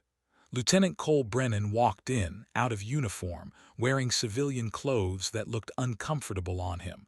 A warrior in sheep's clothing. He carried a folder under his arm. "You look like hell, Sergeant." Elena managed a tired smile. "You're one to talk, Lieutenant. When's the last time you slept?" Brennan sat in the visitor's chair, the folder resting on his lap. "About the same time you did, I'd guess. 3, maybe 4 days ago. Turns out it's hard to sleep when you keep seeing Taliban fighters every time you close your eyes." They sat in silence for a moment. Outside the window, the sun was setting over Bethesda, Maryland, painting the sky in shades of orange and red that reminded Elena uncomfortably of fire and explosions. Brennan finally spoke. "The investigation is moving forward. Pentagon Inspector General's office is involved now. FBI, even a few senators who smell blood in the water. That evidence we had, the gun camera footage of the airstrike, it's all over secure networks now. Classified but seen by the right people. Heads are going to roll." "Hale." Brennan shook his head. "That's the interesting part. Colonel Marcus Hale is cooperating fully with investigators. He's provided testimony, documents, communications logs. He's painting himself as a whistleblower who was trying to expose the cover-up from the inside." "Is that true?" "I don't know, maybe. Or maybe he's just good at covering his ass. But here's what I do know. Hale is the one who authorized the A-10 air support that saved us in that compound. He's the one who made sure extraction happened on schedule. And he's the one who gave you 12 rounds that everyone else said wasn't enough." Elena thought about that. The 12 rounds, the GPS trackers, the impossible mission that she had somehow survived. "He was testing me, seeing if I'd find a way when everyone else saw limits. Or he was giving you just enough rope to hang yourself with, and you surprised him by using it to build a ladder instead." Brennan opened the folder and pulled out several photographs. He laid them on the hospital bed where Elena could see. "We found these in the intelligence files after we got back. Satellite imagery of the valley where we were trapped. Want to know what's interesting?" Elena studied the photos. High-resolution overhead shots showing the compound, the surrounding terrain, enemy positions. There, Brennan pointed to a series of markings on one image. "Those are Greystone contractor positions. 4 hides, exactly where you said they were. The imagery is dated 3 days before our team even entered the area. Someone knew we were coming, knew exactly where we'd be, and had contractors pre-positioned to make sure we didn't leave." Brennan nodded. "The question is who? Hale says he didn't authorize Greystone. The theater command says they didn't authorize Greystone. CIA says it wasn't them. Everyone is denying knowledge, which means it was either a very deep conspiracy or something that went so far up the chain that nobody wants to admit it exists." Elena looked at the satellite photos again. Something bothered her about them. The resolution was too good, the detail too precise. This was not standard military satellite imagery. This was something else, something better. "Where did these photos come from?" "National Reconnaissance Office. That's the really classified stuff. The birds we're not supposed to talk about. Someone with serious juice pulled these images and made sure they got into the investigation file. Someone who wants the truth to come out. Or someone who wants to control what truth comes out." Brennan gathered the photos and returned them to the folder. "Either way, you've got people in very high places paying attention to you now, Sergeant. That's either very good or very dangerous, probably both. There was a knock at the door. A nurse entered carrying a small package. Sergeant Reeves, this just arrived for you, courier delivery. Had to go through security screening, but it's cleared. She handed Elena a padded envelope, then left. Elena turned the envelope over in her hands. No return address. No markings except her name and the hospital address written in precise block letters. You going to open it? Elena tore open the envelope. Inside was a USB drive and a handwritten note on plain paper. The handwriting was old-fashioned, careful, the kind taught in schools that no longer existed. She read aloud. Sergeant Reeves, you have questions about your father. I have some answers. The information on this drive is classified beyond any level you currently hold clearance for. If you choose to view it, you will be breaking federal law.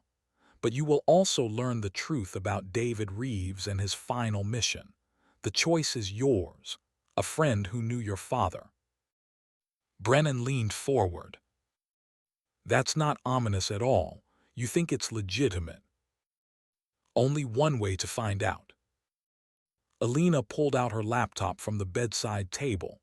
Military-issued, encrypted, probably monitored by half a dozen intelligence agencies. She hesitated for a moment, the USB drive in her hand. If this was a trap, inserting this drive could end her career, could land her in prison, could be exactly what someone wanted her to do so they could discredit her before she became a bigger problem. But the mystery of her father's unmarked grave had been eating at her for 3 weeks. The knowledge that she had been visiting an empty monument, that his body had never been recovered, that there was more to his death than she had been told. She inserted the USB drive. The laptop screen flickered. A password prompt appeared. Elena tried several combinations, her father's birthday, her birthday, his service number. Nothing worked. Then she remembered something. A phrase he used to say when she was young, whenever she faced something difficult. 4 words he repeated like a mantra. She typed, "Make the shot count." The drive unlocked. A video file appeared. Single file, 47 minutes long. Date stamp, November 14, 2019. 3 years ago, 6 months before her father's death. Elena hit play. The video showed an office, windowless, Spartan. A man sat behind a desk facing the camera. He was in his 60s, gray-haired, with the bearing of someone who had spent a lifetime in uniform even though he wore civilian clothes now. The man spoke. My name is Thomas Garrett, Brigadier General, retired. I'm recording this message because if you're watching it, I'm either dead or I've decided the truth needs to be known. What I'm about to tell you is classified at the highest levels of national security, but classification shouldn't mean cover-up. And that's what this has become, a cover-up. Garrett paused, seeming to gather his thoughts. In April 2020, Sergeant Major David Reeves was assigned to a mission in northern Syria. The official story is that he was providing sniper overwatch for a special forces team conducting reconnaissance. The official story says he was killed in action when enemy forces overran his position.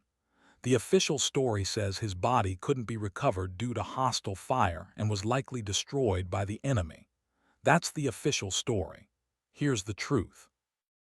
Elena felt her chest tighten. Brennan moved closer to see the screen. Garrett continued. David Reeves was sent to Syria as part of a black operation, not official military business. A private contract arranged by certain Pentagon officials working with defense contractors.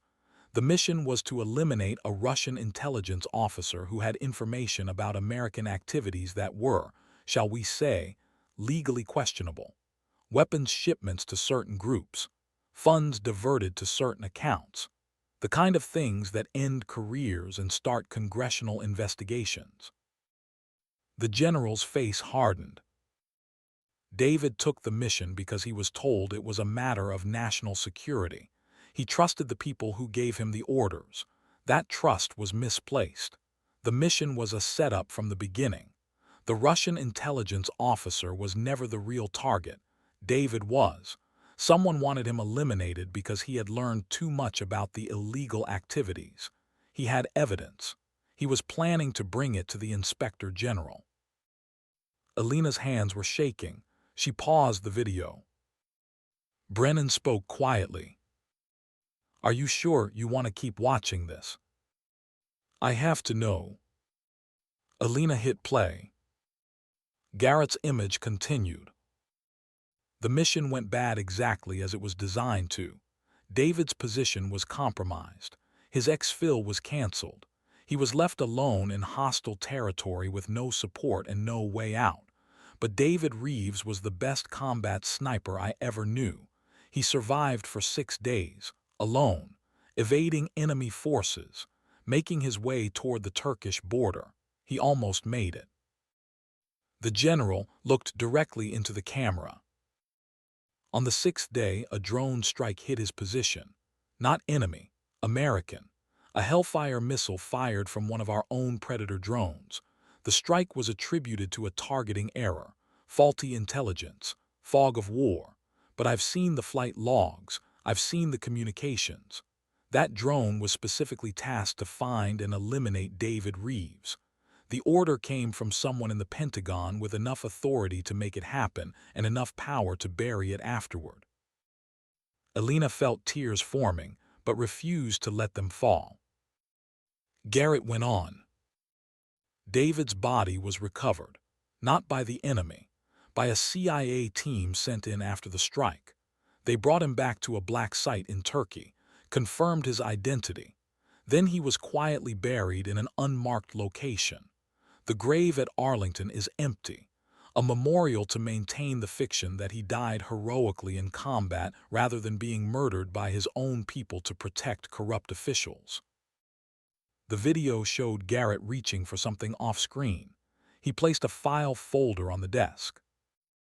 This folder contains everything I've been able to gather: drone flight logs, communications intercepts, financial records showing money transfers between Pentagon officials and defense contractors, names, dates, amounts, enough to bring down a dozen high-ranking officers and several members of Congress.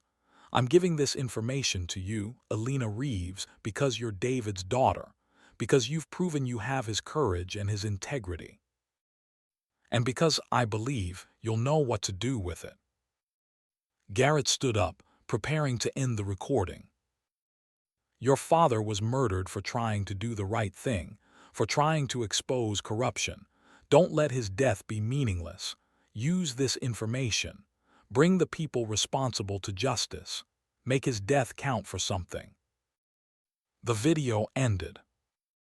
Elena sat in silence, staring at the blank screen. 3 years of visiting a grave that held nothing. 3 years of believing her father died in combat. 3 years of lies. Brennan spoke first. Jesus Christ, this is bigger than the airstrike cover-up. This is assassination. This is conspiracy at the highest levels. If that information is accurate, it could take down half the Pentagon. Elena ejected the USB drive and held it in her hand.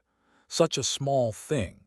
A few ounces of plastic and silicon, containing enough explosive information to shatter careers and destroy lives. The question is, what do we do with it? Brennan looked at her seriously. You mean, what do you do with it? This is your father, your choice. I'll support whatever you decide, but this is your call. Elena thought about her father, about the man who had taught her to shoot, who had taught her that honor mattered more than orders, who had died alone in the Syrian desert, killed by the country he had served. I need to verify this first. Make sure it's real and not disinformation designed to trap us. Hello? Elena pulled out her phone and dialed a number she had only called once before. It rang 3 times before a familiar voice answered. Malcolm Cross. Cross sounded surprised. Sergeant Reeves, I didn't expect to hear from you again. Thought you'd be happy to forget Afghanistan and everyone involved. I need information about my father, about how he really died. There was a long pause. That's dangerous territory, Sergeant. I'm aware. Are you willing to talk or not? Cross sighed. Not over the phone. There's a diner in Arlington, Mike's Place on Wilson Boulevard. Meet me there in 2 hours. Come alone. If I see any surveillance, any backup, I'm gone. I'll be there. Elena ended the call and looked at Brennan. I need you to do something for me. Take this USB drive. Make copies, encrypted, distributed to people you trust. Journalists, congressmen, military lawyers, people who can't all be silenced at once. If something happens to me, make sure this information gets out. Brennan took the drive carefully, as if it were a live grenade. You think Cross might be setting you up? Maybe, but he's the only connection I have to the truth, and I need to know. I need to look him in the eye and ask him if he knew, if he was part of killing my father. And if he was, then I'll make sure he faces justice, one way or another. 2 hours later, Elena sat in a booth at Mike's Place, a worn-down diner that smelled of coffee and fried food and decades of cigarette smoke that no amount of cleaning could fully remove. She was 15 minutes early. Old habits from sniper training. Always arrive early. Always control the terrain. Malcolm Cross arrived exactly on time. He slid into the booth across from her, his movements careful, his eyes constantly scanning the diner. No backup. I'm impressed. Most people in your situation would have brought half an FBI field office. Most people in my situation would have just shot you in Afghanistan. Fair point. A waitress came by. They both ordered coffee. Neither intended to drink it. The coffee was just cover, a reason to sit and talk without drawing attention. Cross spoke first. I know why you're here. You want to know about David, about Syria, about how he really died. You knew him, you worked with him. Tell me the truth. Cross wrapped his hands around the coffee cup, staring into it as if he could find answers in the dark liquid. I wasn't in Syria when it happened. I was already out of the army by then, working private contracts, but I heard people talk in our community, operators who knew operators, and I made some calls, cashed in some favors, found out things I wasn't supposed to know. Like what? Like your father wasn't killed by the enemy. He was killed by a drone strike. American drone, deliberate targeting. The order came from someone high up in the Pentagon, someone who had a lot to lose if David brought his evidence to light. Elena felt her suspicions confirmed, but hearing it stated so plainly still hit like a physical blow. Who ordered it? Cross met her eyes. I don't know. I tried to find out, spent 6 months digging. Every lead went cold, every source went silent. Whoever it was had the power to make information disappear and people afraid to talk. That's rare. That requires serious juice. Flag officer level at minimum, maybe higher. Elena pulled out her phone and showed Cross a screenshot of General Garrett from the video.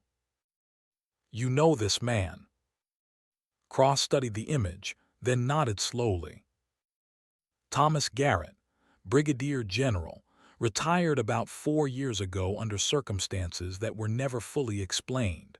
Rumor was he was forced out for asking too many questions about things he wasn't supposed to question. Why? He left information about my father, about the whole operation, names, dates, evidence. Cross looked genuinely surprised.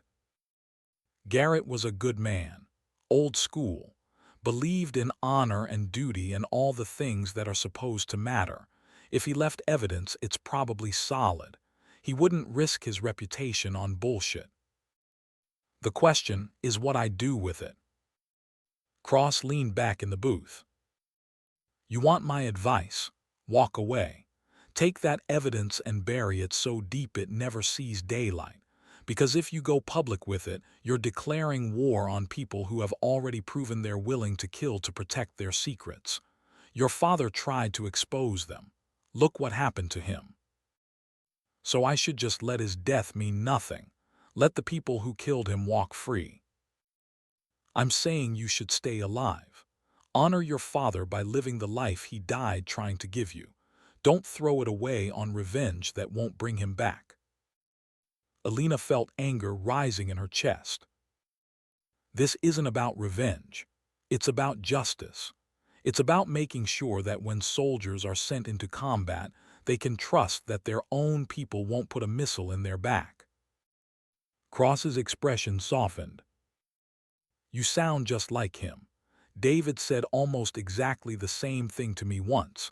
When I asked him why he was going to blow the whistle on the weapons smuggling, he said it was about trust, about making sure the next generation of soldiers could serve with honor. I told him it was a suicide mission. He went ahead anyway. And you think I should be smarter than he was? I think you should understand that intelligence and survival aren't the same thing. Your father was brilliant, but he's dead. You're smart too, but you could make the same mistake. Elena signaled the waitress for the check. Thanks for meeting me, Cross. I appreciate the honesty. What are you going to do? What my father would have done. The right thing, even if it's the hard thing. Cross stood as well, dropping a 20 on the table to cover both coffees. Then at least be careful. The people who killed David are still out there, still powerful, and they won't hesitate to add your name to the list of soldiers who died in training accidents or vehicle crashes, or any of the 100 ways they can make a death look like bad luck instead of murder. I'll keep that in mind. They walked out of the diner together. On the sidewalk, Cross turned to face her one last time. For what it's worth, Sergeant, I'm sorry about your father. He was a good man and a great soldier. He deserved better than what he got. We all deserve better than what we get. We just have to make sure the next generation gets closer to what they deserve. Cross nodded and walked away, disappearing into the Arlington evening. Elena stood alone on the sidewalk, thinking about choices and consequences, and the price of doing what was right instead of what was easy. She pulled out her phone and called Brennan. Did you make the copies? Brennan's voice was tense. Yeah, distributed like you asked. But Elena, I've been going through the files on that drive. This is worse than I thought. There are names on here. Senators, defense contractors, even a few people in the current administration. If this goes public, it's going to be an earthquake. Good, let it shake. Let the whole rotten structure come down. Maybe we can build something better in its place. You're sure about this? Once we release it, there's no taking it back. I'm sure. Set up a meeting with those journalists you trust. The ones who broke the Abu Ghraib story. The ones who aren't afraid of powerful people. We're going to give them everything. When? Tomorrow. The Pentagon will try to stop us once they know what we have. We need to move fast. Elena ended the call and looked up at the darkening sky. Somewhere up there, beyond the clouds and the atmosphere, satellites were watching, recording, tracking. People in secured rooms were probably already discussing how to handle the Elena Reeves problem. Let them discuss. She was done being careful, done being quiet, done letting powerful people hide behind classification and national security while they murdered soldiers who threatened their interests. Her father had tried to expose the truth and died for it. She would finish what he started. And this time, The truth would not be buried in an unmarked grave. The next morning, Elena sat in a conference room at the Washington Post. Across from her were two journalists. Sarah Chen, investigative reporter who had won a Pulitzer for exposing war crimes, and Marcus Reed, former Army intelligence officer turned journalist who specialized in defense contractor corruption. Brennan sat beside Elena. He had brought two other members of Blackjack Six with him, Chief Petty Officer Vic Strand and Petty Officer First Class Aaron Mitchell. The wounded men were still recovering, but the rest of the team wanted to be here, wanted to be part of this. Jen spoke first. "Before we begin, I need to confirm. You understand that what you're about to give us will likely result in criminal investigations, congressional hearings, and possible charges against high-ranking officials in the Department of Defense and potentially in Congress itself." "We understand. And you're prepared for the consequences. For yourselves personally, this will make you targets. Whistleblowers face retaliation, always, legal and illegal, careers destroyed, reputations attacked, in extreme cases worse." Elena thought about her father, about the drone strike that killed him, about the unmarked grave, about the lies told to protect powerful men. "We're prepared." Reed leaned forward. "Then let's see what you have." For the next 3 hours, Elena and Brennan walked the journalists through everything. The USB drive from General Garrett, the satellite imagery showing prepositioned contractors, the evidence of the airstrike cover-up, the conspiracy to eliminate witnesses, the financial records showing illegal payments. Chen and Reed took notes, asked questions, verified details, cross-referenced information. Finally, Chen sat back in her chair. "This is the biggest defense corruption scandal since Watergate, maybe bigger. If we can verify even half of this, it's going to bring down senators, generals, CEOs of major defense contractors. The political fallout will last for years." "Can you verify it?" Reed nodded. "Most of it, yes. The financial records can be confirmed through banking sources. The drone strike can be verified through Air Force logs. The satellite imagery is already authenticated. General Garrett's testimony, even recorded, carries weight because of his reputation. This is solid." Chen looked at Elena directly. "I have one question. Why now? Why not take this to the Inspector General? Why not go through official channels?" Elena met her gaze. "Because official channels are how my father died. He tried to go through proper procedures. He tried to trust the system, and the system killed him to protect itself. I'm not making that mistake. The only way to ensure justice is to make this so public, so undeniable that it can't be buried. And if powerful people try to retaliate, then they'll prove everything we're saying is true, that there are people in the Pentagon and in Congress who value their careers more than the lives of soldiers. Let them try. Let the whole country watch them try." Chen and Reed exchanged glances. Some unspoken communication passed between them. Reed spoke. "We'll run the story. Front page. Full investigation. We'll coordinate with other outlets to make sure it can't be suppressed. Give us 72 hours to verify sources and prepare for legal challenges." Elena felt a weight lift from her shoulders. The truth would come out. Finally. After years of lies and cover-ups and murdered soldiers whose deaths were disguised as combat casualties. Her father's death would mean something. The meeting ended. As they stood to leave, Chen stopped Elena. "One more thing, your father. Do you know where he's actually buried?" Elena shook her head. "No, the video said an unmarked location. Could be anywhere." Chen handed Elena a business card.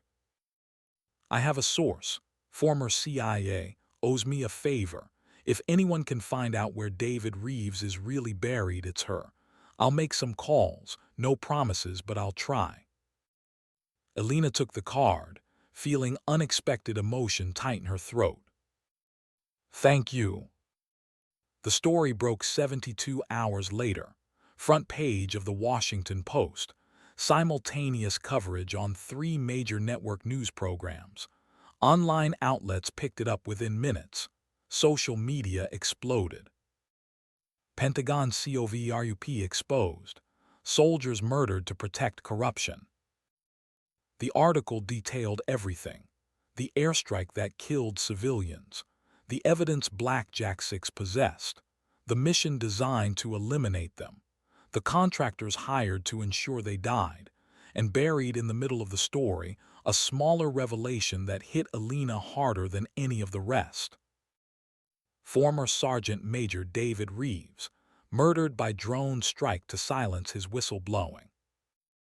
Within 6 hours, the Department of Defense issued a statement. They denied everything, called it Russian disinformation, questioned the sources, attacked the journalists. Within 12 hours, 3 senators demanded congressional hearings. The FBI announced an investigation. The Pentagon Inspector General opened a formal inquiry. Within 24 hours, the first resignation came. A brigadier general who had approved the drone strike. He called it early retirement. Nobody believed him. Within 48 hours, 2 more officials resigned. A defense contractor CEO stepped down. A senator announced he would not seek re-election. The earthquake had begun. Elena watched it all from her hospital room, which had become a command center of sorts. Laptops, phones, Brennan and other members of Blackjack 6 rotating through to provide updates.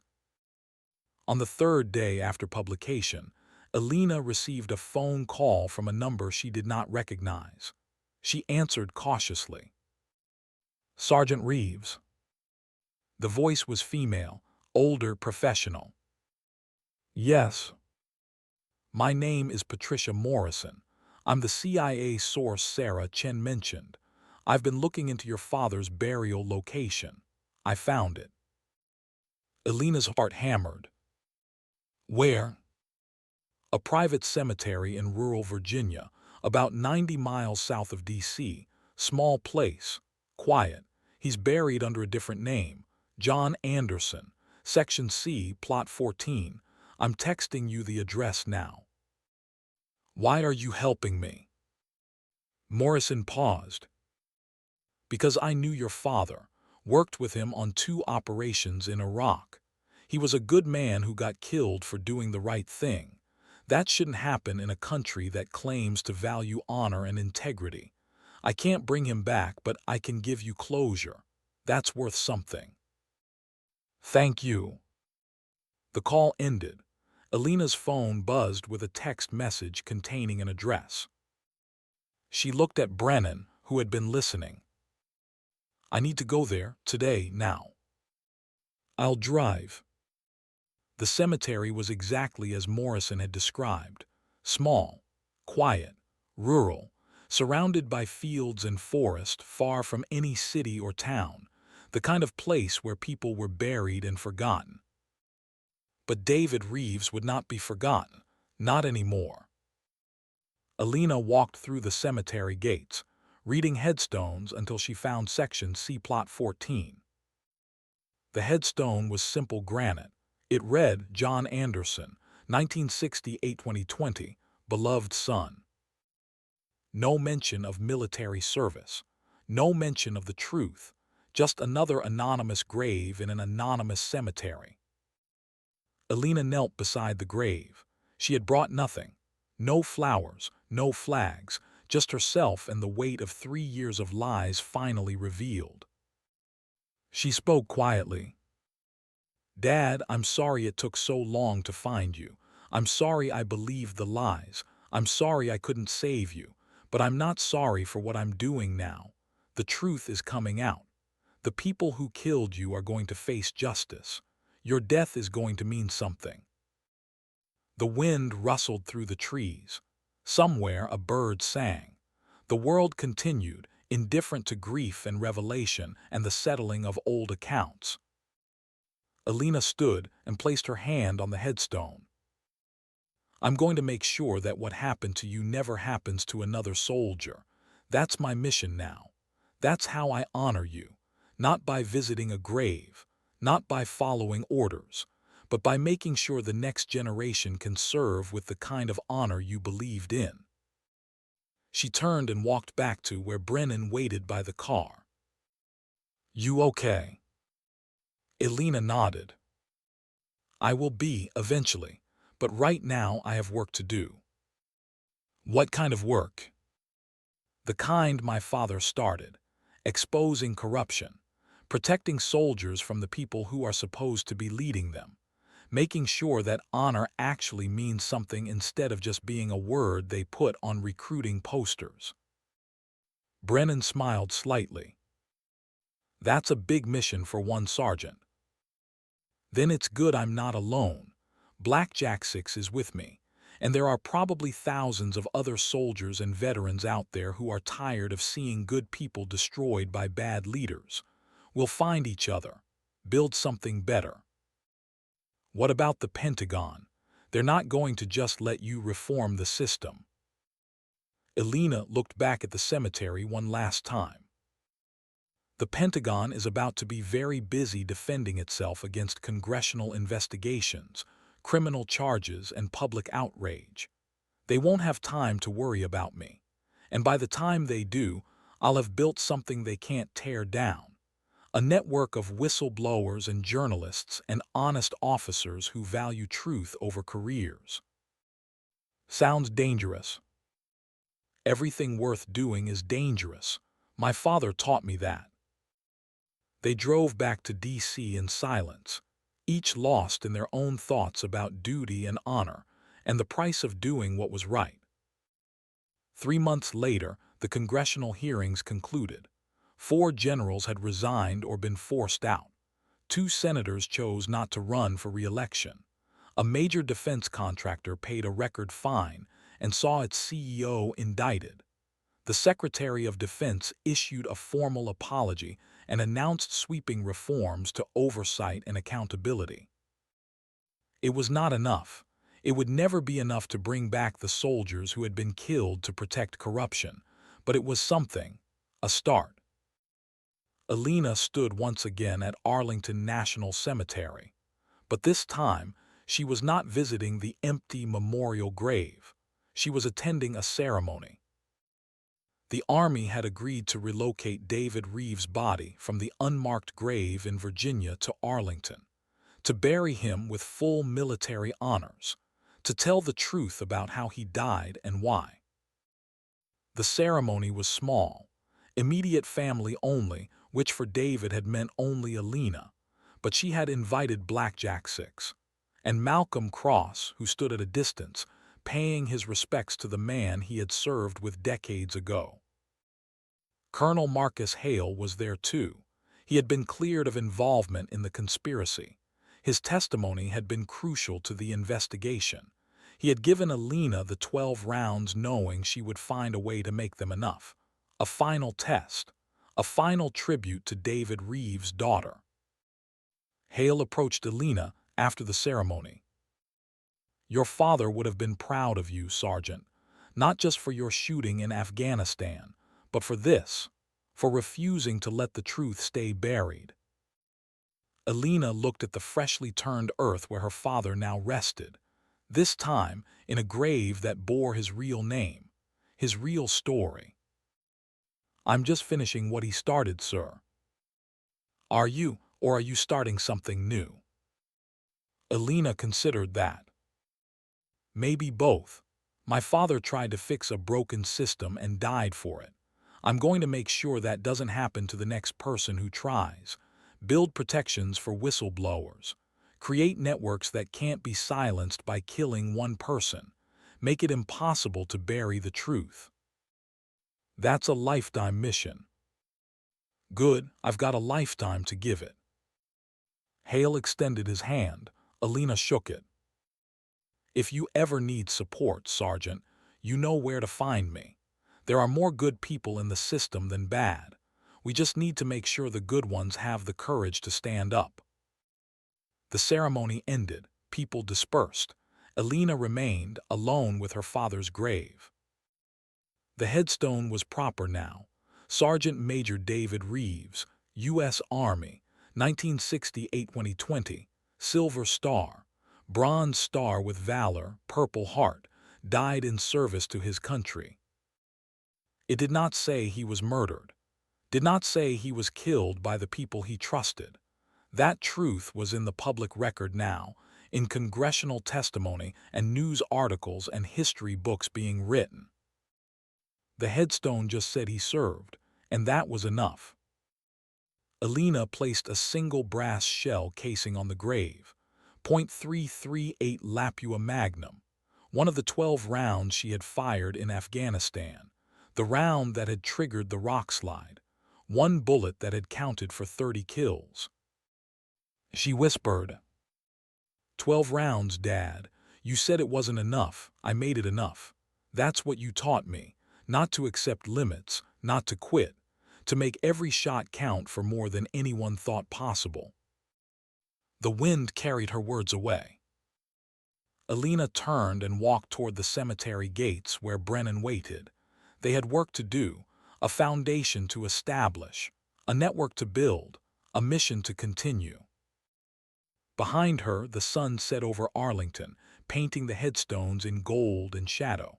Thousands of graves, thousands of stories, thousands of lives given in service to ideals that sometimes failed them. But ideals could be rebuilt, systems could be reformed, and the next generation of soldiers would serve in a military that honored their sacrifice instead of exploiting it. That was the mission now, not counted in rounds of ammunition or enemy casualties, but in changed policies and protected whistleblowers and a culture that valued truth over convenience. It would take years, decades, a lifetime. Elena Reeves had a lifetime to give. And like her father before her, she would make every moment count.